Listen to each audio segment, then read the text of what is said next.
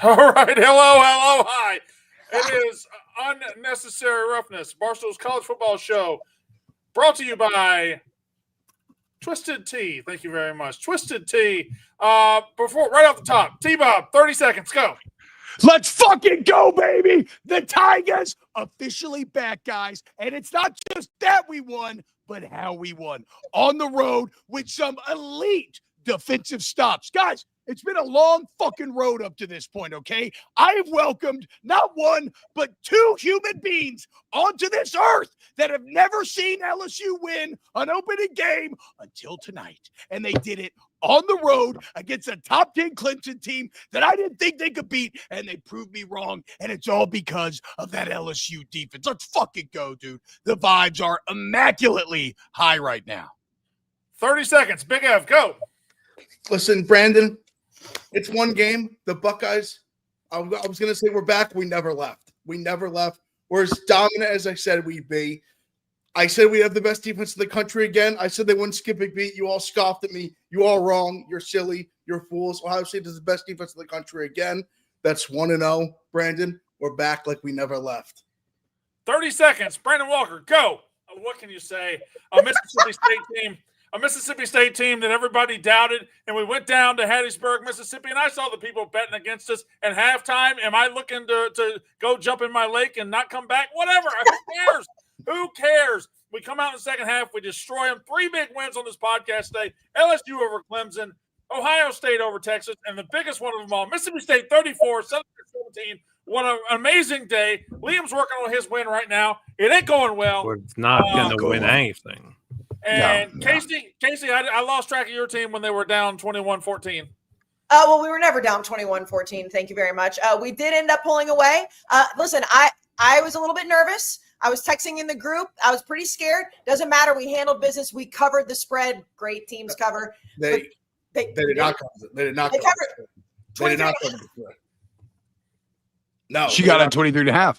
No, sweetie. I got 23.5. Yeah, you got backdoored. You didn't watch the game? Wait, someone got that tough scene.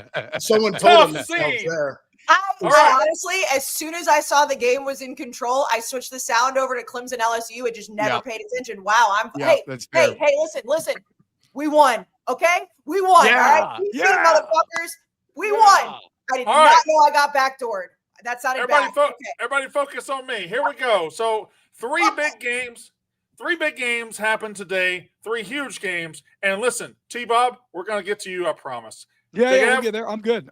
Yeah, no. Big F, we're going to get to you, I promise. But I will be damned over my dead body if we're not going to start this funeral with the death of Alabama football as we have known it the last 20 years. Because I have prayed for this day. I have prayed for this day. Praise Saban that this day has finally come. Listen, I said on the last show, I don't know who's going to win this weekend. I don't know who's going to lose. I figured Texas might beat Ohio State, whatever. I was wrong. I figured whatever.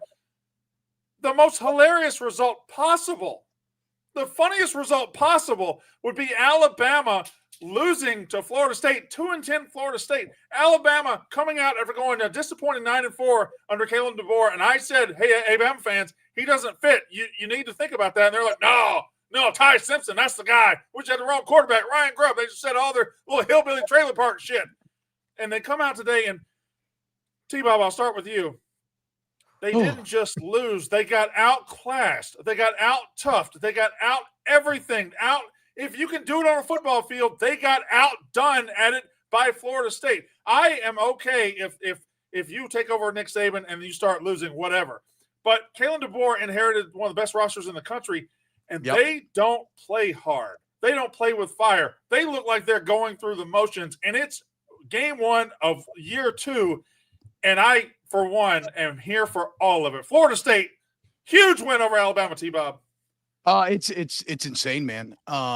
You nailed it. I mean, they got stuffed in a fucking locker, dude. Like, it wasn't fluky. They got the shit beat out of them on the lines of scrimmage. Alabama's offensive line looked like hot garbage. They got away with holding on probably 75% of the plays. Caden Proctor looked overweight. He was on the ground every single play. It was, and I mean, Castellanos, again, somebody who I talked a lot of shit about. So hand up. This is why I love sports, guys, because we can sit here and pontificate and take and talk. But at the end of the day, the athletes and the coaches control how we think and talk about them. Okay. And Castellanos shoved it up my ass tonight. And I said, thank you, sir. May I have another? Because he talked that shit back earlier in the year. He backed it. He doubled down at ACC Media Days. And then he went out and he did it. I mean, he was great. Florida State was great. And Alabama is now 5-5 in their last 10 games. I mean, it is so clearly over after a multi-decade run where we were all living under the heel of crimson oppression. My people have finally been freed. You know what I want to do? I want to get a bunch of Alabama tweets, okay? I want to print them out. I want to put them through a shredder. I want to mix them with some sort of lotion and make a pulpy lubricant. I want to jack off with it. I want to come on my own stomach, and I want to let it dry so I never, ever forget the feeling that I had today. Because with Alabama losing and LSU winning, this is literally one of the best days of my life outside of my kids being bored and the day I got married. This was a truly glorious Saturday. Big Ev, I'm going to hand it to you, but I'm going to agree with him real quick. Thomas Castellanos, I missed the boat on him. I completely missed the boat when he was talking the shit this summer, and the fact that, you know, he quit at Boston College last year. I was like, FSU, this is the guy? This is the guy? You're goddamn right. This is the guy, Big Ev. I mean, that was the most uninspired Alabama team we've seen in probably 20 years. It was it was truly, I mean, I know you think get thrown around like they wanted more of this and that. That was truly Florida State came with their hair on fire, and Bama showed up like it was practice on Tuesday. That's exactly what happened. They beat the piss out of them pillar to post. I mean, they just took their will from them. They didn't want to be there. The fire, the intensity they played with. That's Bama's fourth loss under the DeBoer realm. By when they were 14-point favorites, they've lost four times outright. That's the stat. Wait. So Ev, here's the stat from Breck McMurphy. Okay, since 2007, when Alabama was favored by at least 14, Saban was 131-2. DeBoer is 4-4. Jesus. 131-2 to 4. It's over. It's over. Guys. Florida State beat them back to being pedestrians today. The mystique, the Bama lore, all of that. All gone. They had a chance to salvage it. It was gone last year. They obviously ended bad. Oklahoma, they lose the bowl game to Michigan, all that. You think they can bounce back? You know, they go in the portal, this and that. They have nothing. It's gone. Zero. They're an average football team. I don't see them turning it around. I don't like. You can say it's one game, overreact, this and that. Just watch that game. You see a team doesn't have it. They don't have it. They just don't have it. And DeBoer's not the guy to get them going. Kayce, thoughts? Well, not only do they not have it, they don't even look like they want to have it. Like every time they would go, like they would show Kalen DeBoer on the sidelines, he looks like he has no fucking clue what he's doing. There were multiple times that, you know, obviously we can't hear what he's saying, but you could very clearly read that it's like he just doesn't even belong in Tuscaloosa. And I know we'll talk about more when we do the categories later, but I mean, I couldn't have been more wrong about Thomas Castellanos. Like he looked so good. We talked all the shit that we did because I was even like bringing up the receipts. But he is so correct. He is correct. Nick Saban is not there to save them. Like we all clown that. I couldn't have clowned it more. Nick Saban is not there to save this Alabama team. And for it to fall as fast as it did, and Brandon, you were one of the first people on it. And you said as soon as he got hired, it doesn't matter how good he was at Washington. He is just not a fit in Tuscaloosa. And to lose to Florida State, and I understand Florida State 2 years ago was phenomenal. 2-10 with a quarterback with all this shit there, and they just didn't even look like they wanted to be on the field. I would love to know what Nick Saban's real thoughts are. I know we'll never truly get them because he's going to play a certain amount of politics on TV. But if you could get some truth serum and get some whiskey in Nick Saban right now, you got to think he's like, what the fuck did I build for it to fall this far this fast? Flutman, so we're all taking the track that we're talking about Alabama here. Would you like to take the Florida State path right here? I mean, it was just a complete 180 from last year, right? At the beginning of the year, it's kind of the same things that happened. I was just going to say Alabama was reminding me of Florida State from early last season in Dublin and against BC. It was just a complete inverse of each other. Florida State did something as simple as effort put in on defense. It looked like they had fire and passion and juice and the will to be there, which they lacked all of last season. They had a bunch of high-end talent last year, guys who just didn't put forth the work. There was zero work ethic. So Norvell completely turned that culture around with the help of Castellanos, sure, but man, that defense was flying to the ball. They were all over the place, and Alabama didn't have a single difference maker on the field, and that is beyond pathetic. Yeah, I thought Alabama's effort resembled, and T-Bob, you can speak to this a lot more than I can, but I'm sure you played in a couple of them, but at the end of the year, you take the best high school players in the country from the East and the West, and you have them play all-star games against each other. And the way the players approach that and the laissez-fairness and the way they go out there and just, they'll run a couple hard routes, but they're not trying to get hit. They're not trying to hurt anything. They're just trying to get to their signing ceremony at halftime on ESPN2. That's how Alabama plays football now. Alabama plays football they got a bunch of 5 stars, a bunch of high 4 stars, and none of them are out there to play football. Florida State was there to play fucking football. They were there to play early. They were there to play the whole time, and they absolutely smoked them. There's nothing fluky about this, and a lot of people are going to say, Ty Simpson, not the guy. Well, I said that 3 months ago, and you are correct. He's not the guy. But that defense getting their ass pummeled all day was way bigger deal than Ty Simpson. No, I mean, look, I agree with you. To me, the most shocking part of that game was the domination in the trenches. Because, that's where Alabama is still supposed to be very talented. And Florida State's pretty good as well, but not as good. And I think what you're hitting on, Brandon, and I completely agree, is it's culture. Right? Maybe that was the secret sauce of Nick Saban. Now, granted, he played in an era where you could retain mega rosters and he could develop 5 stars over multiple years or whatever. So there's different elements in there, but the biggest difference between the Saban and DeBoer era does feel like a cultural one. That you would never get that level of a lackluster performance out of a Nick Saban coach football team. Again, not when they're the favorite. We just said it, 131-2, whatever it was. So it's what it proves to me, because I still think DeBoer is probably a good coach and could be good elsewhere. And you could say it's fit and maybe that's the bigger part. But what it proves to me is just Nick Saban was the best to ever do it. And anybody who ever has to try to fill the shoes of a person who has reached the objective and unquestioned pinnacle of that business will always fall short.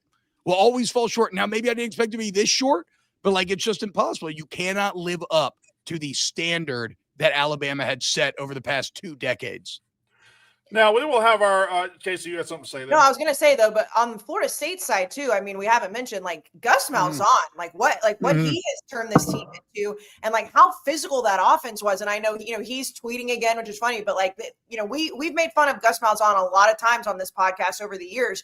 What he turned that Florida State offense into tonight, it was just obviously Castellanos was great and they were physical in the trenches, all the things that we've said, but the play calling that he had was so perfect. And to see Gus Malzahn as an offensive coordinator for Florida State against the big bad Alabama, even though Nick Saban's not there, it was just such a weird turning of the tide, for lack of better terms. It really was.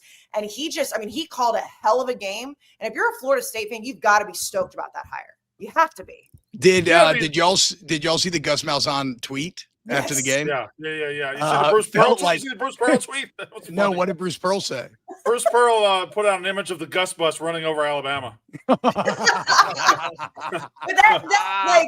it's college football, and it's what makes college football so fun. These storylines don't happen anywhere else. It's they've been all over the place, and we obviously, he's been on the bad end of Alabama a million times in his career, and then he's there, and this Florida State team, I mean, it's you talk about Alabama kind of erasing their goodwill from Nick Saban so quickly. Florida State, I mean, obviously it's a long season. It's just week 1, but that 2-10 season seems a lot further gone than it would have, a few hours ago.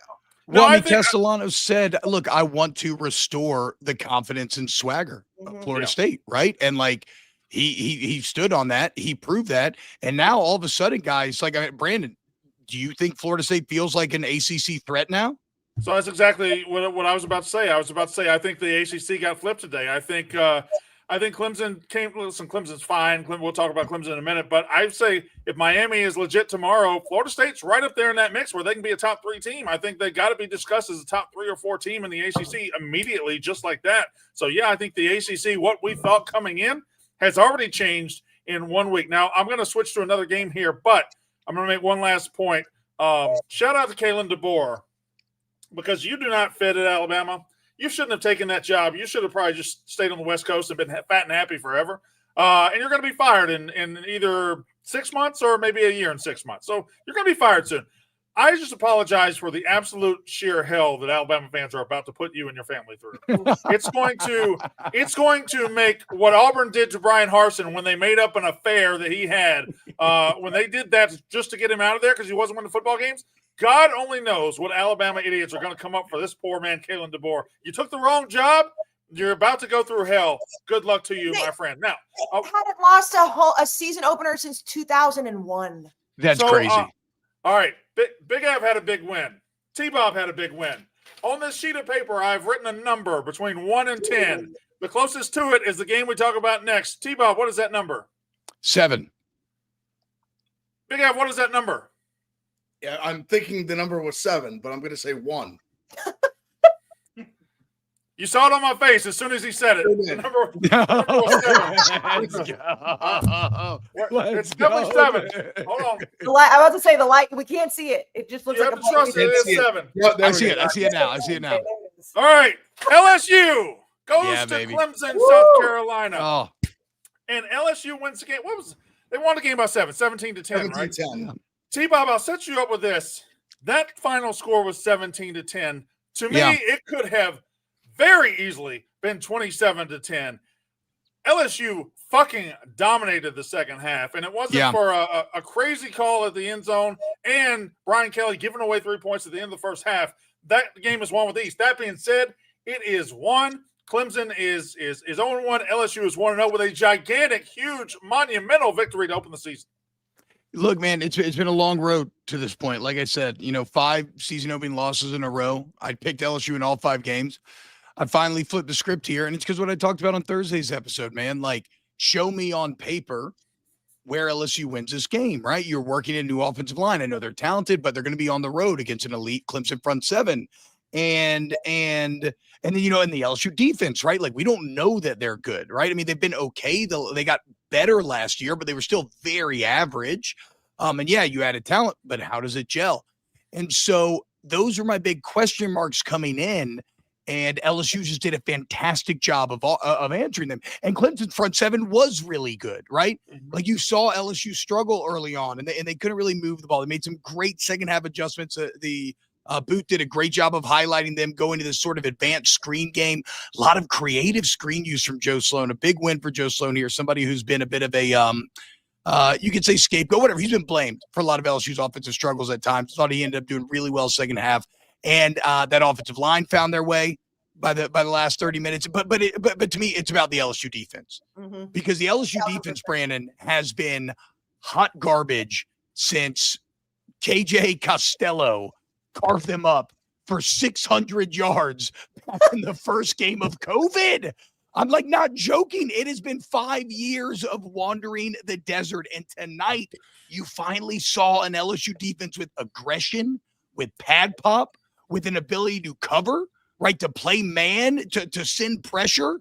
Weeks, Perkins is thriving in that star role, right? Because they tried him at linebacker, didn't work. He's not a pure pass rusher. Okay, let's make him a linebacker safety hybrid where you can use him for coverage, you can use him for rush, we can use him however we want. And the last point I'll make on LSU is middle toughness. Because in that second half, that was a touchdown. Like, that was absolutely a touchdown. That catch was. That seems like everybody agrees. That's a touchdown every day. The most touchdown a touchdown could be. Like, it's insane, right? It almost seems to be like 100% agreement online, which is very hard to do. So I don't think I'm being biased there. But whatever. That was a touchdown. It gets called back. You whiff on the field goal. So then this is what defines a man. This is what defines a person, okay? It's not the adversity you are met with. It's how you respond to the adversity. So to go through that and then come out and force a 3-and-out, drive it back down, go score. And then again, for the defense to come up with multiple stops when, as they highlighted against USC, you couldn't do it, you couldn't do it. And you win the game at the end with defense. It was a picture perfect launching pad for a team that now absolutely looks like a legitimate national champion threat.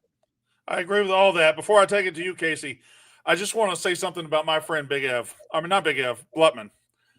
Blutman, the UCLA fan, is in hell right now, but if I know him, Blutman, the ball knower, who predicted Devin Dampier to be great and predicted Utah to possibly go 12-0 and be in the playoff, it's your fandom and your ball knowerness going head-to-head right now, and your ball knowerness is winning, Liam. Yeah, unsurprising. Terrible football team. Nico and his dad are scam artists. They're both scam artists. Look what happened in Tennessee today. Crazy. The most predictable, easy to tell scenario I've ever seen. Deshaun Foster should probably be fired at halftime. Should probably be fired sooner than Kalen DeBoer. Will probably be fired after him, or he'll get a lifetime deal. Kayce, LSU 17, Clemson 10.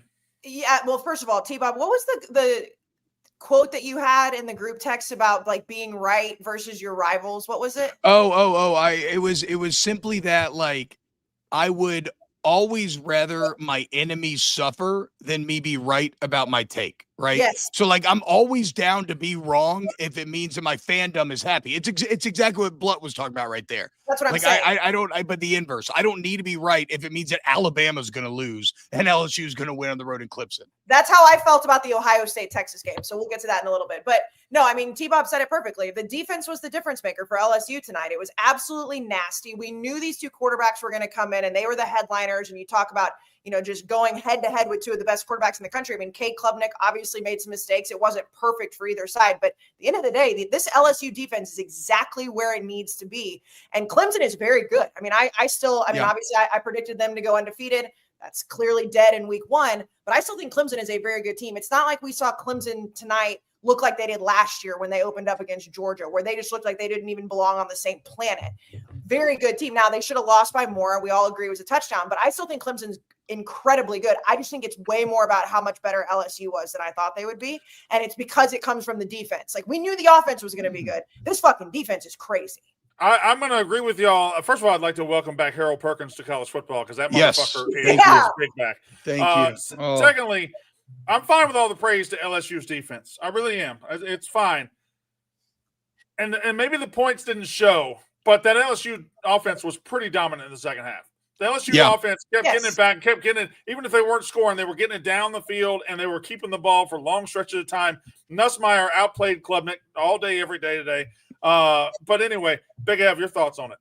No, I'll take the Clemson route. I come out of that game still believing Clemson has a national title defense because I believe that they still were able to hold LSU's offense, even though they did make a lot of mistakes to 17 points. That I think is a championship caliber offense. Nussmeier, I think he asserted himself, at least right now, on the pillar as the best quarterback in college football. Because with the performance he had, like you said, especially in the second half, against that level of defense was really strong. Clemson's defense is really what kept them in the game. I thought Clemson offensively had no creativity and Clemson got a lot of pressure, LSU got a lot of pressure up the middle, was constantly forcing Klubnik outside, would roll out, just couldn't find anything. Feel like that was kind of the over and over and over of the game. But Clemson, listen, Clemson's still going to be good. They're going to rattle off a bunch of wins here in the ACC. But I will admit, I'm not giving up on Clemson, but this definitely is giving me pause on how good I think they are, and if they are a real national title contender, or if they're more like a 5 to 10 kind of team, not a true like a top 4, top 5 team. I definitely have those trepidations right now. I think two of the big games today are causing a lot of people to think, should Texas still be there? Should Clemson still be there? I personally, after watching both games, think yes, both should still be firmly in the national title conversation. I think Clemson lost a coin flip game to LSU. We'll get to Texas in a minute, but it is what it is. I got to tell you right now, we're about to talk about Ohio State. We're about to talk about Texas. But we're going to talk about having better sex with Blue Chew real quick, because there's nothing that you want on a Saturday night more than to look at these 5 very white faces and think, boy, I'd like to have better sex. Listen, this is the face of better sex. Unfortunately, you might not believe it, but it is. Have better sex with Blue Chew. Blue Chew is the original brand offering chewable tablets for better sex. These erection-enhancing tablets help men achieve stronger, harder, and longer-lasting erections for sexual activities. It's not just about getting hard, D-Bob. It really isn't. It's about staying hard. Blue Chew is built for both. Because, D-Bob, as you've told me lately, you have very soft, quick erections. But yeah, it's terrible. Blue Chew is here for that. Be ready when she needs it and get your first month of Blue Chew for free. And Big F, you told me in confidence you haven't had an erection since February, but that's okay. No. Blue Chew tablets are made in the USA and prepared and shipped directly to your door. The best part, it's all done online. That means no visit to the doctor's office, no awkward conversations, no waiting in line at the pharmacy. Guys, it's not just about performance. It's about legacy. Third legacy. When you lay it down with Blue Chew, you're not just making memories, you're shifting paradigms. Elevate your bedroom game and become a case study in evolution. Discover your options at BlueChew.com. Use promo code Roughness at checkout. Pay $5 for shipping. That's it. That's all you got to do. Join Blue Chew's global mission to make better sex the dominant drive of modern society. Head to BlueChew.com for details and safety info. Huge thanks to Blue Chew for sponsoring this podcast. Brandon, you trying to say enhancing tablets is one of the best things that's happened all day. Go ahead. What I say? You just couldn't get it right. You couldn't get it right. It's okay. Hey, listen, it's midnight. You're excited. Yeah. You took a Blue Chew. Yeah. Well, what do you want me to do? I have an erection. Go fuck your wife into an alternate dimension. Go fuck her into the Phantom Zone. She already is an alternate dimension. She's getting fucked at the neighbor's house. All right. Walker. So, Big F. Brandon. You said what eventually happened today. You said that people are going to become enamored with Arch Manning and all these things, but don't sleep on Ohio State's defense. 8 starters lost, but they were still. Blutman, I just realized I never gave you a chance to speak on LSU Clemson. Would you like to take that opportunity now? No, you're good. Okay, sorry. My bad. You're doing great. I'm having to get the ball to everybody here, and I apologize. Yeah, so is Utah. They've got 2 defensive players have touchdowns so far on offense. So, Big Ev, you said don't discount the defense, and that's what happened today. Ohio State's defense won a defensive battle. Both defenses look really, really, really good. Both offenses looked a little timid, a little bit behind the times, but Ohio State gets the big win, 14-7. You know, I mean, this game kind of, not to my horn, it went basically exactly as I said it when I said it'd be low scoring. I said both offenses would play conservatively. I said both defenses would shine. They absolutely did it. I mean, Ohio State's secondary and linebacker group were incredible. And Arvell Reese was everywhere, ever on the field. Absolute monster. No, I mean, listen, they were conservative with saying, especially early on, and I kind of thought they would be. I mean, Day's whole thing kind of going in the game, even talking to Sane and even talking like about him in the media was like, hey, we don't need you to have some gaudy stat line and follow this like great run of quarterbacks. Like, we just need you to win this game. This is Texas. Really good defense. We're not playing fucking who at like jerk off state and we need to just throw for 400 yards and 4 touchdowns. Everyone's going to be like, what the fuck's wrong with you? You go win this game. Job well done. That's absolutely what they did on offense. I think they'll turn it up going forward. I'm not worried about it. I thought he actually made really good decisions. I liked what I saw from him. He was accurate. But I mean, no, the defense was incredible. I think we're going to have the best defense in the country again. If I had to nitpick, that would love to see the D-line get a little more pressure on the quarterback. But I mean, everything else was defensively was flawless. I mean, they were flawless. And I'll say this. You'll never get Arch Manning stock lower than it is right now. Bye. I agree. Yeah, I agree. Yeah, people are going fucking ape shit online and being stupid about Arch Manning. T-Bob, unfortunately, Big Ev did not hit the story of the day, and I'm going to give it to you. Are Ryan Day's nipples pierced? Well, I might want to pass this rock to Liam because I thought that, look, I'm a man with very prominent nipples myself. They're not big, right? They're not very round, which I'm very happy about, right? Don't have like giant areola, but they are very pointy. And I used to be very self-conscious in junior high, like terribly so. Eventually I learned to accept my nipples for what they are. They're going to poke out my shirts. It is what it is. Ryan Day's like me. I'm happy to be represented. When I saw they had the potentially pierced, I was kind of over the moon. It made me like him. Like, this guy's a fucking psycho. But Liam, you somewhat disabused me of this notion. Yeah, sorry, I'm the Ryan Day breasts insider. That was photoshopped. They were very hard, and a funny human took an opportunity to Photoshop the piercing and troll a lot of people. So job well done. Which I will say, Liam, so I'm the one that sent the picture in the group text, and it's all over the internet. The fact that guy told you that it was photoshopped, but hasn't said it publicly is kind of bullshit. That's the power of no context. Yep, exactly. Liam's right. I know, but now you could have. I kind of wish that you wouldn't have just told the podcast. I wish that everyone still thought it. Like, I know that I had girlfriends texting me like, this little freaky boy, we like him now. And I just let them believe it. I was like, I'm going to let them believe it. They believe he's a little freak nasty in the sheets. And I wanted them to believe it, but it's fake. It's fake. The Office fans and guys, I thought this was a football pod. I will make a promise to you right now that if a photo comes out of a coach of a prominent national team and he looks like he has his nipple pierced, we're going to talk about that every goddamn time it happens. We have to. Also, we have to. If Sam Pittman has a Prince Albert, we're going to fucking talk about it. And the Office fan, listen, we are a football podcast, but if you want some boring things, it's not going to be here. We're gonna talk about nipple piercings. I will say though, fellas, have you guys ever seen a man's nipples pierced? Because I have not. He would have been my first. Yeah, but normally it's not the barbell. Right, I feel like men always get kind of the ring. They get the ring. Yeah. They're the bullhorn. Yeah, right, I've never seen a barbell nipple piercing on a man. To be fair, Ryan, little freak. Yes. Ohio State 14, Texas 7. So again, I agree with Ev. There's been a huge overcorrection on Arch. This is a really tough setting for him. Texas defense remains great, and he'll get better. So like Texas is going to be fine, but.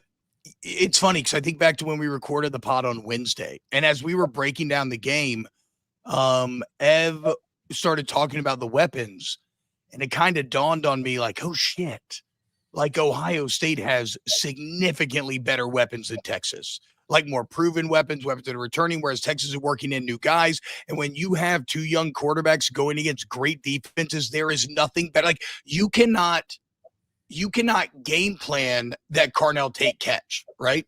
That is a pure skill. Just he was better than the other guy. Unbelievable touchdown catch.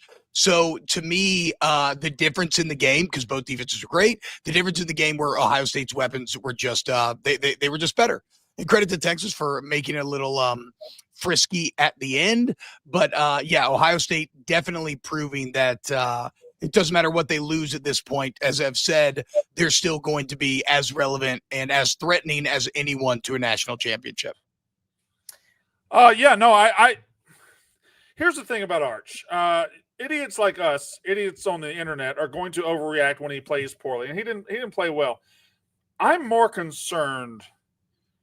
I don't have a problem if anybody out there doesn't believe in Arch. I'm more concerned that Steve Sarkisian didn't appear to believe in Arch because he did not approach that game as if he had a QB1. He approached that game as if he was starting a true freshman quarterback. He approached that game as if he had somebody that had never done anything. He's got a 5-star All-American pedigreed guy who, by the way, is in his 3rd year in the system. He's never played for anybody else. You don't have to coach anything out of him. Why on earth were you so terrified to go out and try to get something done? Were you scared of picks? What would have happened? You'd have lost the game anyway. You lost the game because you didn't. Arch eventually by the end was throwing a lot better. He still missed some throws on that last drive after making one. Yeah, that third down was brutal. But that was brutal. That was a bad throw. Liam, that Ryan Wingo guy, he's got the catch radius of a P.O. box. Like, if you don't throw it right on him, like Jeremiah Smith's catching that ball. It's a bad throw, but Jeremiah Smith's catching that ball. Anyway, that was a terrible throw. Terrible throw. Wide open. Jeremiah Smith's catching that ball. Yeah, but Jeremiah Smith's the best player in the country. Fine, second best player in the country. Then there you go. Second best player in the country. It's not our fault that Jeremiah Smith was practicing for his season by facing off against Evan Tate. That's why he had 2 drops. Yeah. Ohio State today, I thought, kind of fell into a little trap, Big Ev. Like you said, they weren't going to put too much on saying. They used Jeremiah Smith on his 4- and 5-yard crossers way too much. I was begging, just go that way. Go as far as you can. Let me throw it to you. I wish he'd do that more. Well, he missed him on the 4th down throw that he made to Claire. That he did make a good throw and Claire dropped it. the first thing Day said to him, he had Smith burned his guy wide open down the middle, and Saying just kind of didn't see him. So I mean, I think they tried to, and obviously he had a drop or two, but I think Day just got in a place where he had so much trust in the defense that he was willing to say, I'll sit here and just run it over and over. I'll punt when I need to. I'll take my lumps, and just as long as Saying doesn't make the big mistake, we're going to find a way to win. I almost think Sark got lured into that a little bit too, where Arch was a little erratic early. He was wide. He was missing throws. And the game was it was 7-0 for a while, 0-0 at the beginning, obviously, for the full first quarter. And I think they both almost got lulled into this, hey, like, let's play conservative until the other team makes a mistake. And then I guess Arch did at one point, but I think the other thing is, though, I feel like these are both going to be, definitely top 10 defenses, borderline top 5. And so, like, we also have to appreciate, like, I'm sure the quarterbacks missed guys, right? That happens all the time. But for the most part, the schemes for both teams were forcing things underneath. They were saying, we're not going to let you get the chunk plays. We're going to, because we trust in our defense, we're going to make you do the death by 1,000 cuts thing, which requires like super high, consistent execution. And if you can't accomplish that, then you're not going to be able to score. And credit to both teams because they really executed on that for the vast majority of the game. I see my thing with, and I mean, yes, Julian Sayin was not some like incredible quarterback, or like Ev said, he didn't need to be. Like, I think that we're all overreacting to Arch Manning, but Sark didn't just look like he didn't trust him. Sark also had some really fucking bad play calls in some really important places in the game. Like the tush push again, it was just like there were multiple times where you're sitting there like, yes, Arch has been erratic. Yes, Arch has not been good in a lot of situations. You still don't look like you know what you're doing half the time. And it wasn't like it was a couple calls early in the game and they got into a rhythm. And I understand it's hard to get into a rhythm when your quarterback's not in rhythm. I get that. Sark was the problem to me, the biggest problem. Like, yes, we can all laugh at Arch and make the memes and all the GIFs and all that. What are we doing, Sark? Like, you've been in the playoff the last 2 years. Like, this isn't like your first rodeo. What play calls were some of those? Am I wrong? I know I hated the tush push call, especially in the context of that initial fourth down on the first drive, where it looked like they might not have even got it, but they kind of got lucky and they gave it to him. There was just no push from the offensive line. And then you saw it. And credit to Ohio State, because it's more about them bowing up, and they have made an art form of bowing up on critical 4th and goal plays over the last 2 seasons. It's unreal. Well, also there's the video going viral of the Texas offensive lineman literally like looked like he's like sliding across ice. Like, I mean, it was a mismatch, but still, I feel like Sark just wasn't on his A game today at all by any stretch. Well, Letman, Big Ev's a fan, so he said what he said, and he's probably going to say it 100 times out of 100, and that's fine. He was right. But you, out of the unaffiliated, probably had the best read on this game. Ohio State, you called them by double digits. They very well could have won this game by double digits. They were up 14-0 late. Your thoughts? Yeah, I think that this is a 14-7 game. Like, we were talking about double-digit games being results that could have been a close, tightly contested game the whole time that truly was a one-possession game or whatever.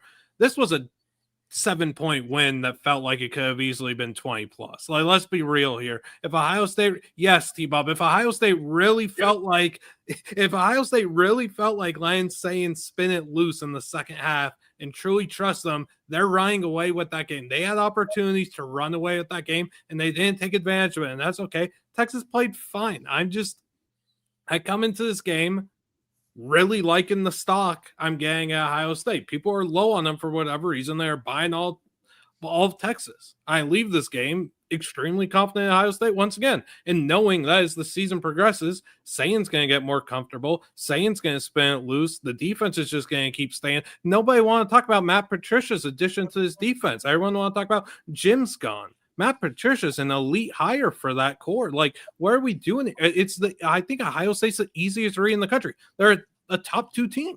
This isn't hard at all for me. No, I think both teams, I could see these two teams playing for a national championship. I could. I think as much as LSU looked good tonight, I think they proved that they're national championship worthy, but I see both these teams probably just meeting in the playoff again. They met last year. People might want to sell their stock on Arch and Texas. I would buy it all up as well. I just think this was 2 elite defenses meeting in a 100,000 seat stadium in Ohio. Ohio State wins this round. I could see a second round. And I see it very, very easily. Brandon, question for you really quick on Arch before we move on, because I know they'll come up later again too. And like, again, I would buy Arch Manning stock too. Don't you think though that some of this stuff, like it was like his mechanics didn't look good? And I know that. Oh no! Listen. There was reason to be alarmed. He missed throws decent quarterbacks shouldn't miss. Mm-hmm. And I'm not saying elite quarterbacks. I'm saying if you've got an average Power 5 starter, he should be making those throws. The throw he missed on third down, the one I said, Wingo, whatever, that's one of the worst throws you'll ever see. And it came right after he made a beautiful throw on the sideline. Yeah. So he probably missed 5 to 10 throws that, an average starter at Cal makes every single game. So, Cal's got a great start right now, Joe. First time starter, but yeah. You guys know the fucking bet you can't fucking say his name though. But, listen, the jitters and all that, I can't imagine walking into Columbus, walking into the shoe, the national champions, all that as his first real start and like being nervous, but there was still something about some of those throws that I do feel like was fair to be like, okay, like it's not just him being nervous sometimes. Like this is just not the quarterback mechanically that we thought. He will be fine. But that's what surprised me more is not that he had some bad decisions or bad throws that this young kid's going to make. It was like, what the fuck was that? That's the way it felt sometimes. And I was very high on Arch and I was very wrong today. T-Bob, no whiskey and wine tonight? No. That was my old LSU post game. We had I drink a lot of tequila tonight. I have my twisted tea here. It's great. But yeah, shout out to all the whiskey and wine homies.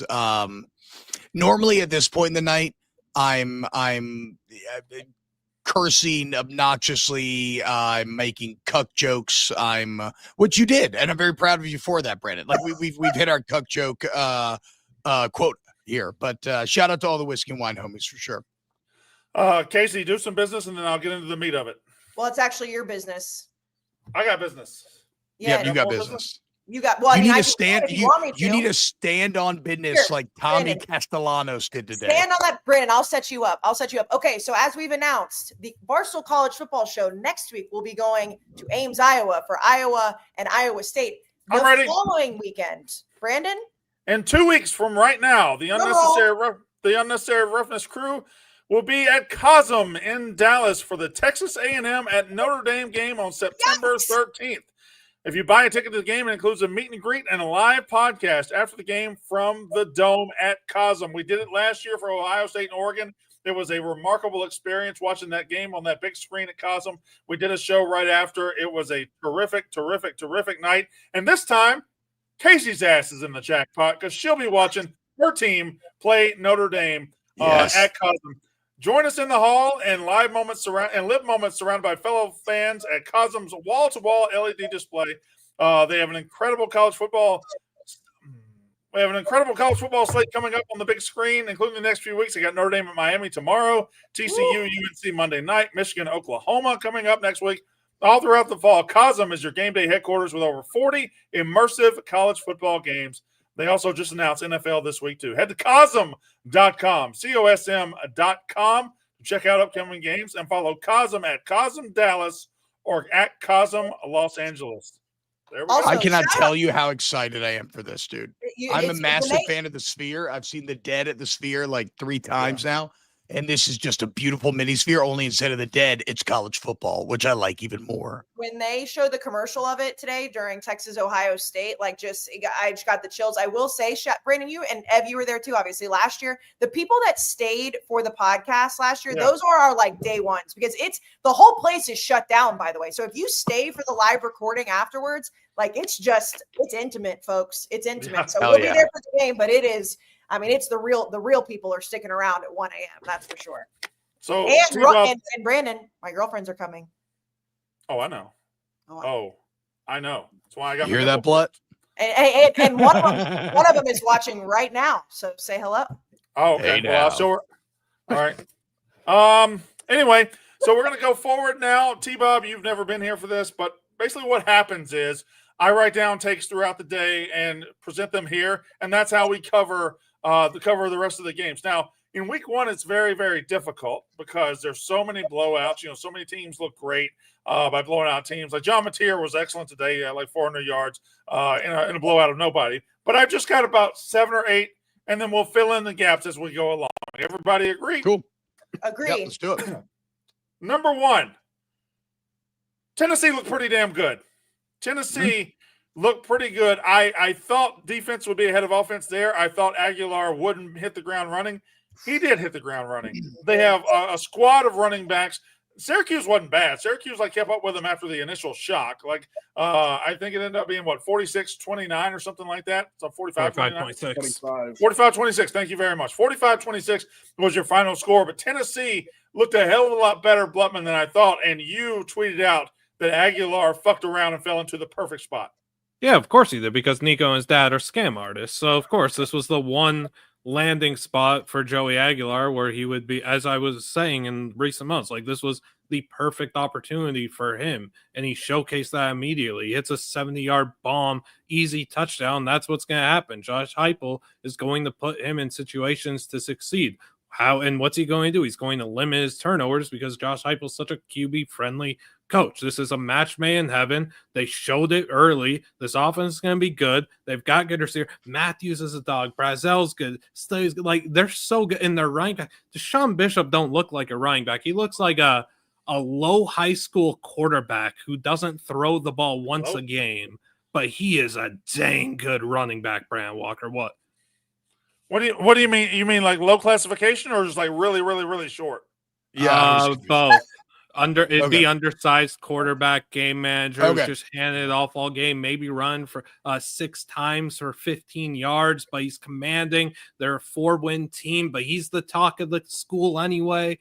Great guy, great leader. He's just not the best quarterback. He's a dang good running back, though, man. Can I call out the chat real quick? This guy's name is Paxton Scoggins, and he says they played Syracuse.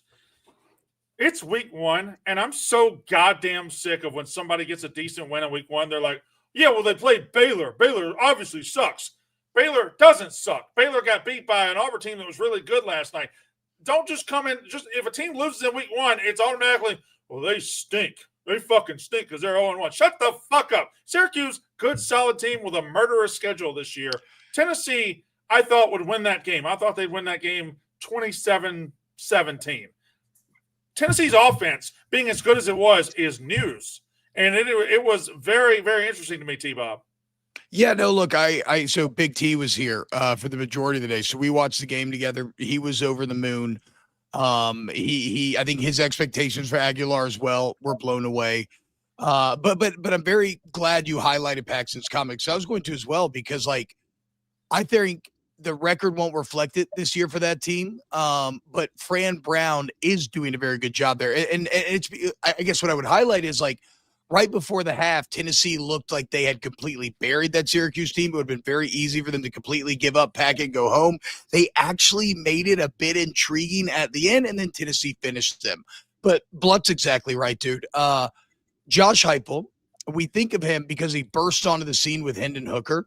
Everybody thinks of them as a spread passing offense because it is spread. I mean, they literally put the wide receivers on the edge. They get you all the way outside the box. But at the core of everything that Heupel does is defense and running the ball.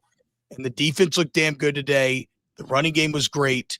And while Aguilar may not be championship good, be very concerned when Tennessee does get the quarterback who is. When they have the guy that can consistently threaten over the top, and then they still have the running game and they still have the defense. I came out of this game saying this was a win for both Tennessee and Syracuse, actually. Kayce, y'all got anything on Tennessee? Yeah, I mean, I obviously was one of the biggest Joey Aguilar doubters. And I mean, I know Liam's in the blender right now with Nico and Utah and UCLA. I think Syracuse is a good team. They're fine. But I also I lean somewhere in the middle. I don't look at what Tennessee did today and be like, they're going to be at the top of the SEC. Joey Aguilar is going to be really good. And I'm not saying anybody's saying that, but that's coming away from me. It was I was surprised at some of Joey Aguilar's throws. I'm not going to sit here and be like, I was completely wrong on Tennessee quite yet. but obviously I have positive things to say. I thought they were going to win the game. I thought it was going to be closer, but I'm not just like over the moon. Like this is the offense that Tennessee needs to really compete in the SEC quite yet. So I actually had some shuffling of what I thought the SEC was today. I really think there's been some movers and some fallers in the SEC.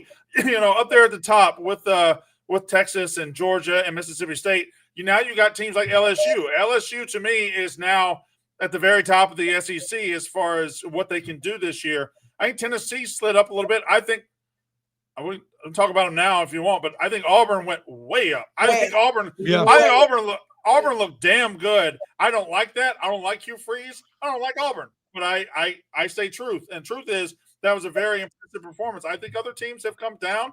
Other teams will have their shot next week. Like Oklahoma will have their shot to move up next week.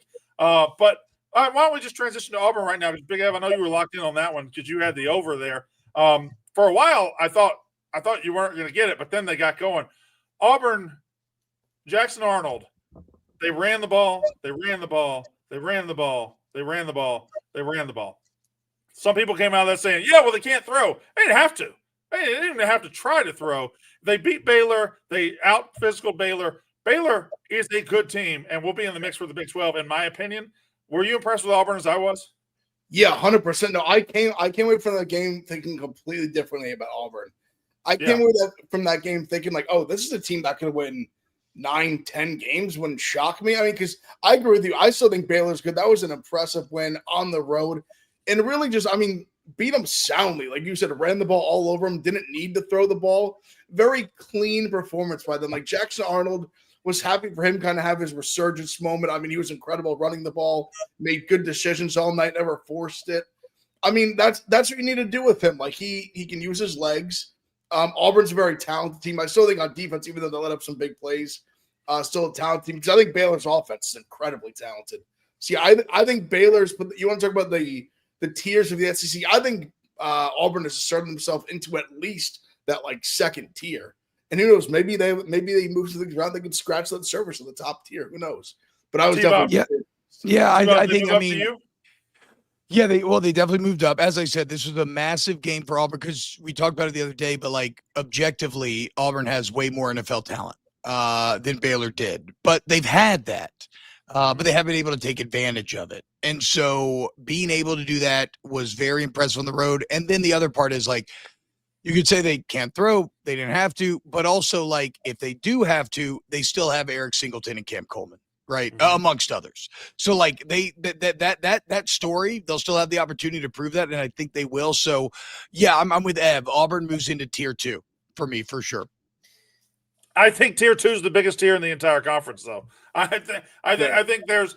I said it this year. I think the top of the SEC is down, the bottom is still bad, and the middle is way bigger than it has been. But I do think that I think they're better than Alabama. I think Auburn's better than Alabama right now.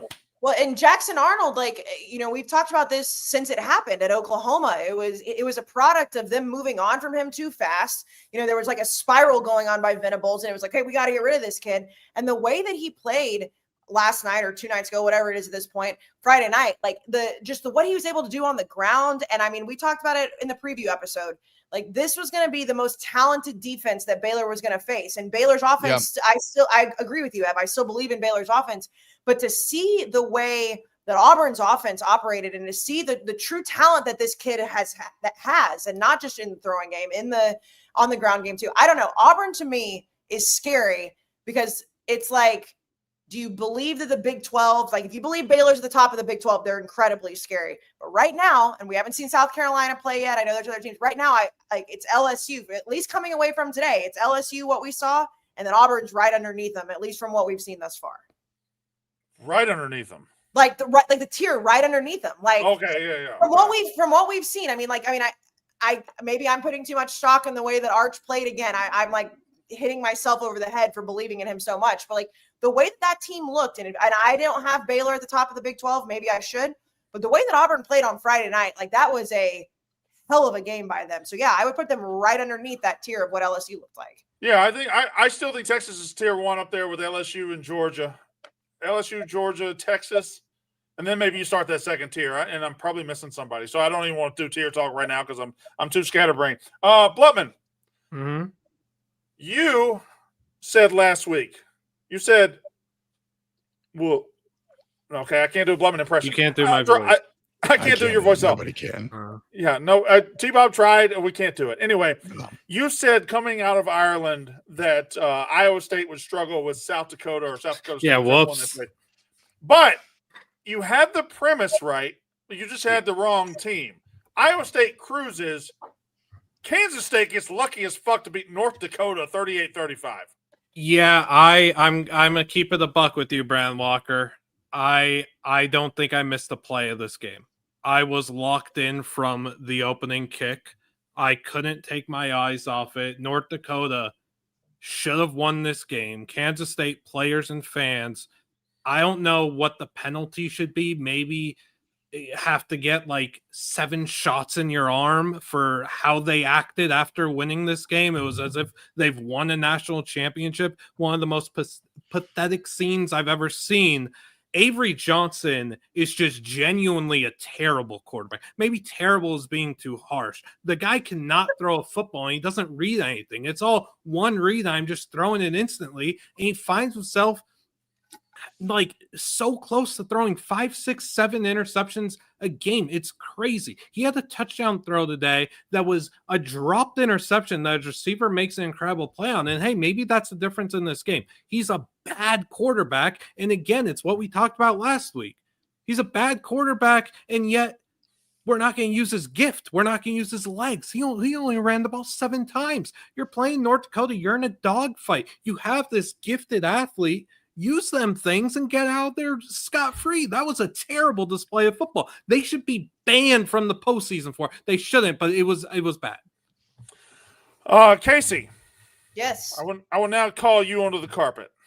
I've been on the carpet. I had some abysmal takes going into this weekend. But I'm with T-Bob. I'm with T-Bob. Listen, I'd rather my takes be wrong and my enemies fall. Well, yes. This is not your enemy, and it's a take you're going to have to give up because Deion had an abysmal last 2 minutes coaching last night at Colorado.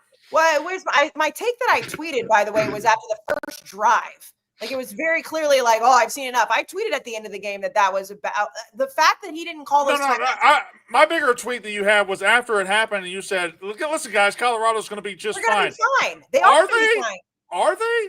I think they're going to be fine. Yes, I do. That's a bad quarterback with a coach who just really didn't coach well. I don't think he's a bad quarterback. He's not Shedeur, but I don't think that it came down at the end of the game. And you guys have Georgia Tech in the ACC championship. Well, no, you know that I don't. Well, I guess on a few things. What's fine for Colorado this year? What would be? No, I'm not saying that they are. First of all, I truly believed that going into that game. Now, obviously, my first tweet about, they're like, I've seen enough. Like, I'm being a little bit like tongue in cheek, but yes. I'm not worried about that one. Yeah. Okay. I think that I did not watch that team last night and thought that they looked untalented. I didn't think I looked at that team and it was like, holy shit, they're not going to win a game all year without Travis Hunter and Shedeur Sanders. I think they will be fine. Did Deion make a horrible decision at the end of the game? I've never seen anything that bad. There was a minute and 8 seconds left, and all of a sudden it was 18 seconds. But if anybody watched that game and said that Colorado is a shitty football team, like I don't think they're a shitty football team. No, that's not what I'm saying. I'm saying I thought I picked them to win the game. I picked them to win the game. So when I say they're going to be fine, like the way that people were acting, like, and again, it's the oversell of Colorado, and I get that, but it's like, oh my God, they lost to Georgia Tech. People have Georgia Tech winning the ACC, and it came down to the very end of that game. The defense played well when it needed to, and people losing Shedeur and Travis Hunter, it was like, this Colorado team's going to be shit without them. I don't think that they look like shit. They will be fine. I think Deion put on a really bad coaching clinic in a winnable game. Georgia Tech. And I just said that. Yeah, Georgia. Well, then why are you arguing about it? Because I said they're going to be fine. I'm answering the question. Look, I think we're hitting on a bit of coexisting truths, right? Where like Deion might not quite be as good as maybe Kayce stumped for in the past, but he's also maybe not as bad as Brandon has said. Like what he has done in Colorado is very impressive. That was a god awful program. And he's made them relevant. It was a packed stadium, everybody having fun. It was a very exciting game, a close game. And now Georgia Tech did dominate. Like, it's funny because it was a close game, but I feel better about my take that Georgia Tech now may make the ACC championship. So I'm not very down on Colorado. I mean, you lose, like, they had a better showing than Boise did after losing Ashton Genty, right? So to lose Hunter, to lose Shadur, and to still do what they did, I'm like, okay, Deion's a good coach. I'm not saying he's great. I'm not saying he's elite. He's a good coach. He's fine. I don't think Colorado threatens the Big 12, but I don't think they're a disaster either. Right, I do think that's my point. Is I don't think that it's like some like disaster zone that they lost that game last night. I think he's a good if coach. Georgia Tech doesn't turn the ball over 3 times in 8 minutes, that's a team that if Haynes King can somehow survive the season, because the Haynes King wear and tear is fucking insane. If he can survive the season, that's a team that could. Now I'm impressed with Florida State, but I think they could compete for the ACC for sure. He's a dog, by the way. Like he is, like he can just get hit. But my whole point. Dude, wait, Kayce, wouldn't you be so pumped if Haynes King, like if y'all had recruited him at A&M? Don't do this to me. Don't do this to me right now. Oh, don't do this to me. Mind, dude, listen, I love Marcel. My bad, I forgot, dude. That's on me. Hey, what is Kayce say? I mean, I know it's a quote. It's like the front windshield is bigger than the rear view for a reason. Yes. So my whole thing is credit for that quote. Yeah, he said it at the Barstool Beach House. I know it's. He did say it at the beach house, Ev. He did say it at the beach house. No, it's obviously a quote. It's obviously like a thing before, but Kate's been saying it a lot at the beach house. Okay. No, my whole point is like, first of all, anytime that I say anything about Deion and like me getting called to the carpet, it's like, okay, and I own that. I own that completely. But I completely agree with everything T-Bob just said. I did not watch that game last night as somebody who like, let me take my Deion hat off and be like, that's a shitty football team. They're not going to be okay. They will be fine. I didn't say they were going to win the national title. I didn't say they were going to win the Big 12. I didn't pick any of that going into the season. All I took away from that is they were in a game that, yes, Georgia Tech obviously fucked up at the beginning, but I didn't think that they looked like a fucking awful football team. They're not an awful football team. I thought they were going to win the game. They're fine. They're fine. The team's fine. I guess what I was trying to say is you did pick Deion to win Coach of the Year in the Big 12, and he did put on a fucking. No, I did not. You didn't? I thought you did. I asked you, I said, wouldn't it make sense if he wins because he had cancer? My bad. He has a story. I'm all off then. Excuse me. That's on me. I'll take that. Pull up the graphic. I thought you did. My bad. Okay. And listen, she picked Rich Rod. They could lose every single game, and I'm still gonna ride for Deion. That's my friend, and I believe in him. But I also can say things like that was a horrible game management situation at the end of the game. I don't know what the fuck was going on, and it was bad. I still think Colorado will be fine. I'm standing on business there. Okay. I think I believe in Georgia Tech just as much, if not more. Yeah, because they played their C+ game and still won. They didn't play well. They lost the turnover battle 3-0 on the road and still won by a touchdown. Yeah, they ran for almost 400 yards. Right. No, and again, like that's, I guess, like, and I understand that if Colorado was really good, they would have taken advantage of the 3 turnovers. But my point is that if people think that Georgia Tech is that good, which they played a hell of a game, and like I said, Haynes King is great, and it still came down at the end of the game. Like I just that was my whole point. Move on. We have all right. So Blutman. Yep. Boise State got beat the other night. Mm-hmm. And it looks like the G5 spot could be wide open this year. Mm-hmm. I guess I'm saying that to say, South Florida had the big win the other day, so obviously they move up in that ranks. And then I thought today Tulane made a statement. Tulane played a Big Ten team, kinda. They played Northwestern, but they choked them out. They smoked them. And T-Bob, I got to talk to you about something. Uh-oh. What's up? My voice probably has 2 minutes left. Let me see if I can get this out. Have some water. Yeah. Ben Mitch just isn't an Ole Miss fan, right? I don't know. He's down there. He's down there sucking off John Summerall on the sideline at Tulane game, and then he's hanging out at Summerall's house watching the fucking LSU game while Ole Miss is playing. Dude, it's apparently Summerall's a Panic fan. I mean, these fucking jam band fans, the Wiggle Worms, it just creates, it's like a religion. Dude, John Summerall, fresh off beating the fuck out of Northwestern at home, massive win for the Wave. John Summerall has a post-game video with Mintz where he says it's all because Mincy was here. Which the is man crazy. Just lives a truly charmed existence, dude. He's the fucking GOAT. It's unbelievable, dude. We didn't. Chris Terrell says Mincy living his best life. Stop hating you, mouth breather. You dumb fucking cunt. We're having playful fun with our coworkers. All right, it's great that he's down there. All right, you dumb fucking idiot. If you can't get fucking jokes, why do you watch fucking comedy shows? You goddamn moron, Chris Terrell, with your fat ass wife. Hey, I will say this about Tulane, because I'm a big fan of Summerall. He's the next guy up to me. He has been. Yeah. He probably still is. Tulane's uniforms are awesome, which is funny though. Oh. The helmets are so sick. But which is funny though, because apparently, and I don't know the timing of all this. I'm sure articles will be written and we'll have more on the next show. But Summerall said that to honor Katrina, they wanted to wear the whites that Tulane wore in their first game post Katrina. And Northwestern said no. And then he said, and he basically put the city on his back and said, fuck you. You try to stop us like New Orleans is going to come for your ass. So I love Summerall owning the, because like college football is about the hometown, right? It's about whoever's people you're playing for. And he owned it. Summerall killed it. And Ben Mintz found out they were wearing the all white sheets, and that's why he went down there. And then he found out it wasn't that. By the way, T-Bob, that story, like you said, it'll be written about. Unless the uniforms were already on the equipment truck. Yes, that is the only get out of jail free card. You cannot say no to that. You cannot say no. I heard it was pretty last minute for what it's worth. I still think it's a horrific look for Northwestern, but I think it was pretty last minute. Can I get their back a little bit? Like you planned this for probably 8 months. You planned this for a while. And do we know that Tulane was very forthright about it and asked about it weeks ago? Or did no, we don't. We don't know how they asked. But they might have just said, "Hey, we want to wear white." But no, he said that they asked specifically for the jerseys they wore after the 20 years after Katrina.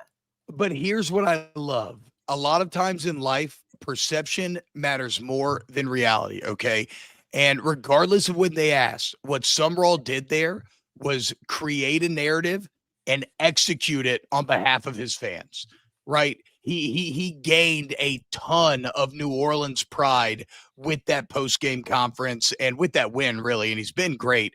And, I mean, Blutt, Julane, Retzloff, 69, or Tutty, how about the fucking wheels, dude? It was very, very fun to watch him ball out like that. I think, as Brandon was talking up, group of 5 contenders, Julane's issue is the schedule. They still play Duke. They still play at Ole Miss. Like, they got a brutal schedule. You got to start mapping out who gets in the playoff. Like a 10-2 Boise State, a 10-2 Tulane, and 11-1 JMU. You got to start mapping all that stuff out. 10-2 USF. I still think it's JMU. I'll die on that hill. You know, there's a ton of we got to get to who won the week, who lost the week in the shit list. Did anybody familiarize yourself with that? T-Bob? Oh, T-Bob left. He's in the Shire. No, I'm here. Sorry. He's in the Shire. You have a business, Kayce?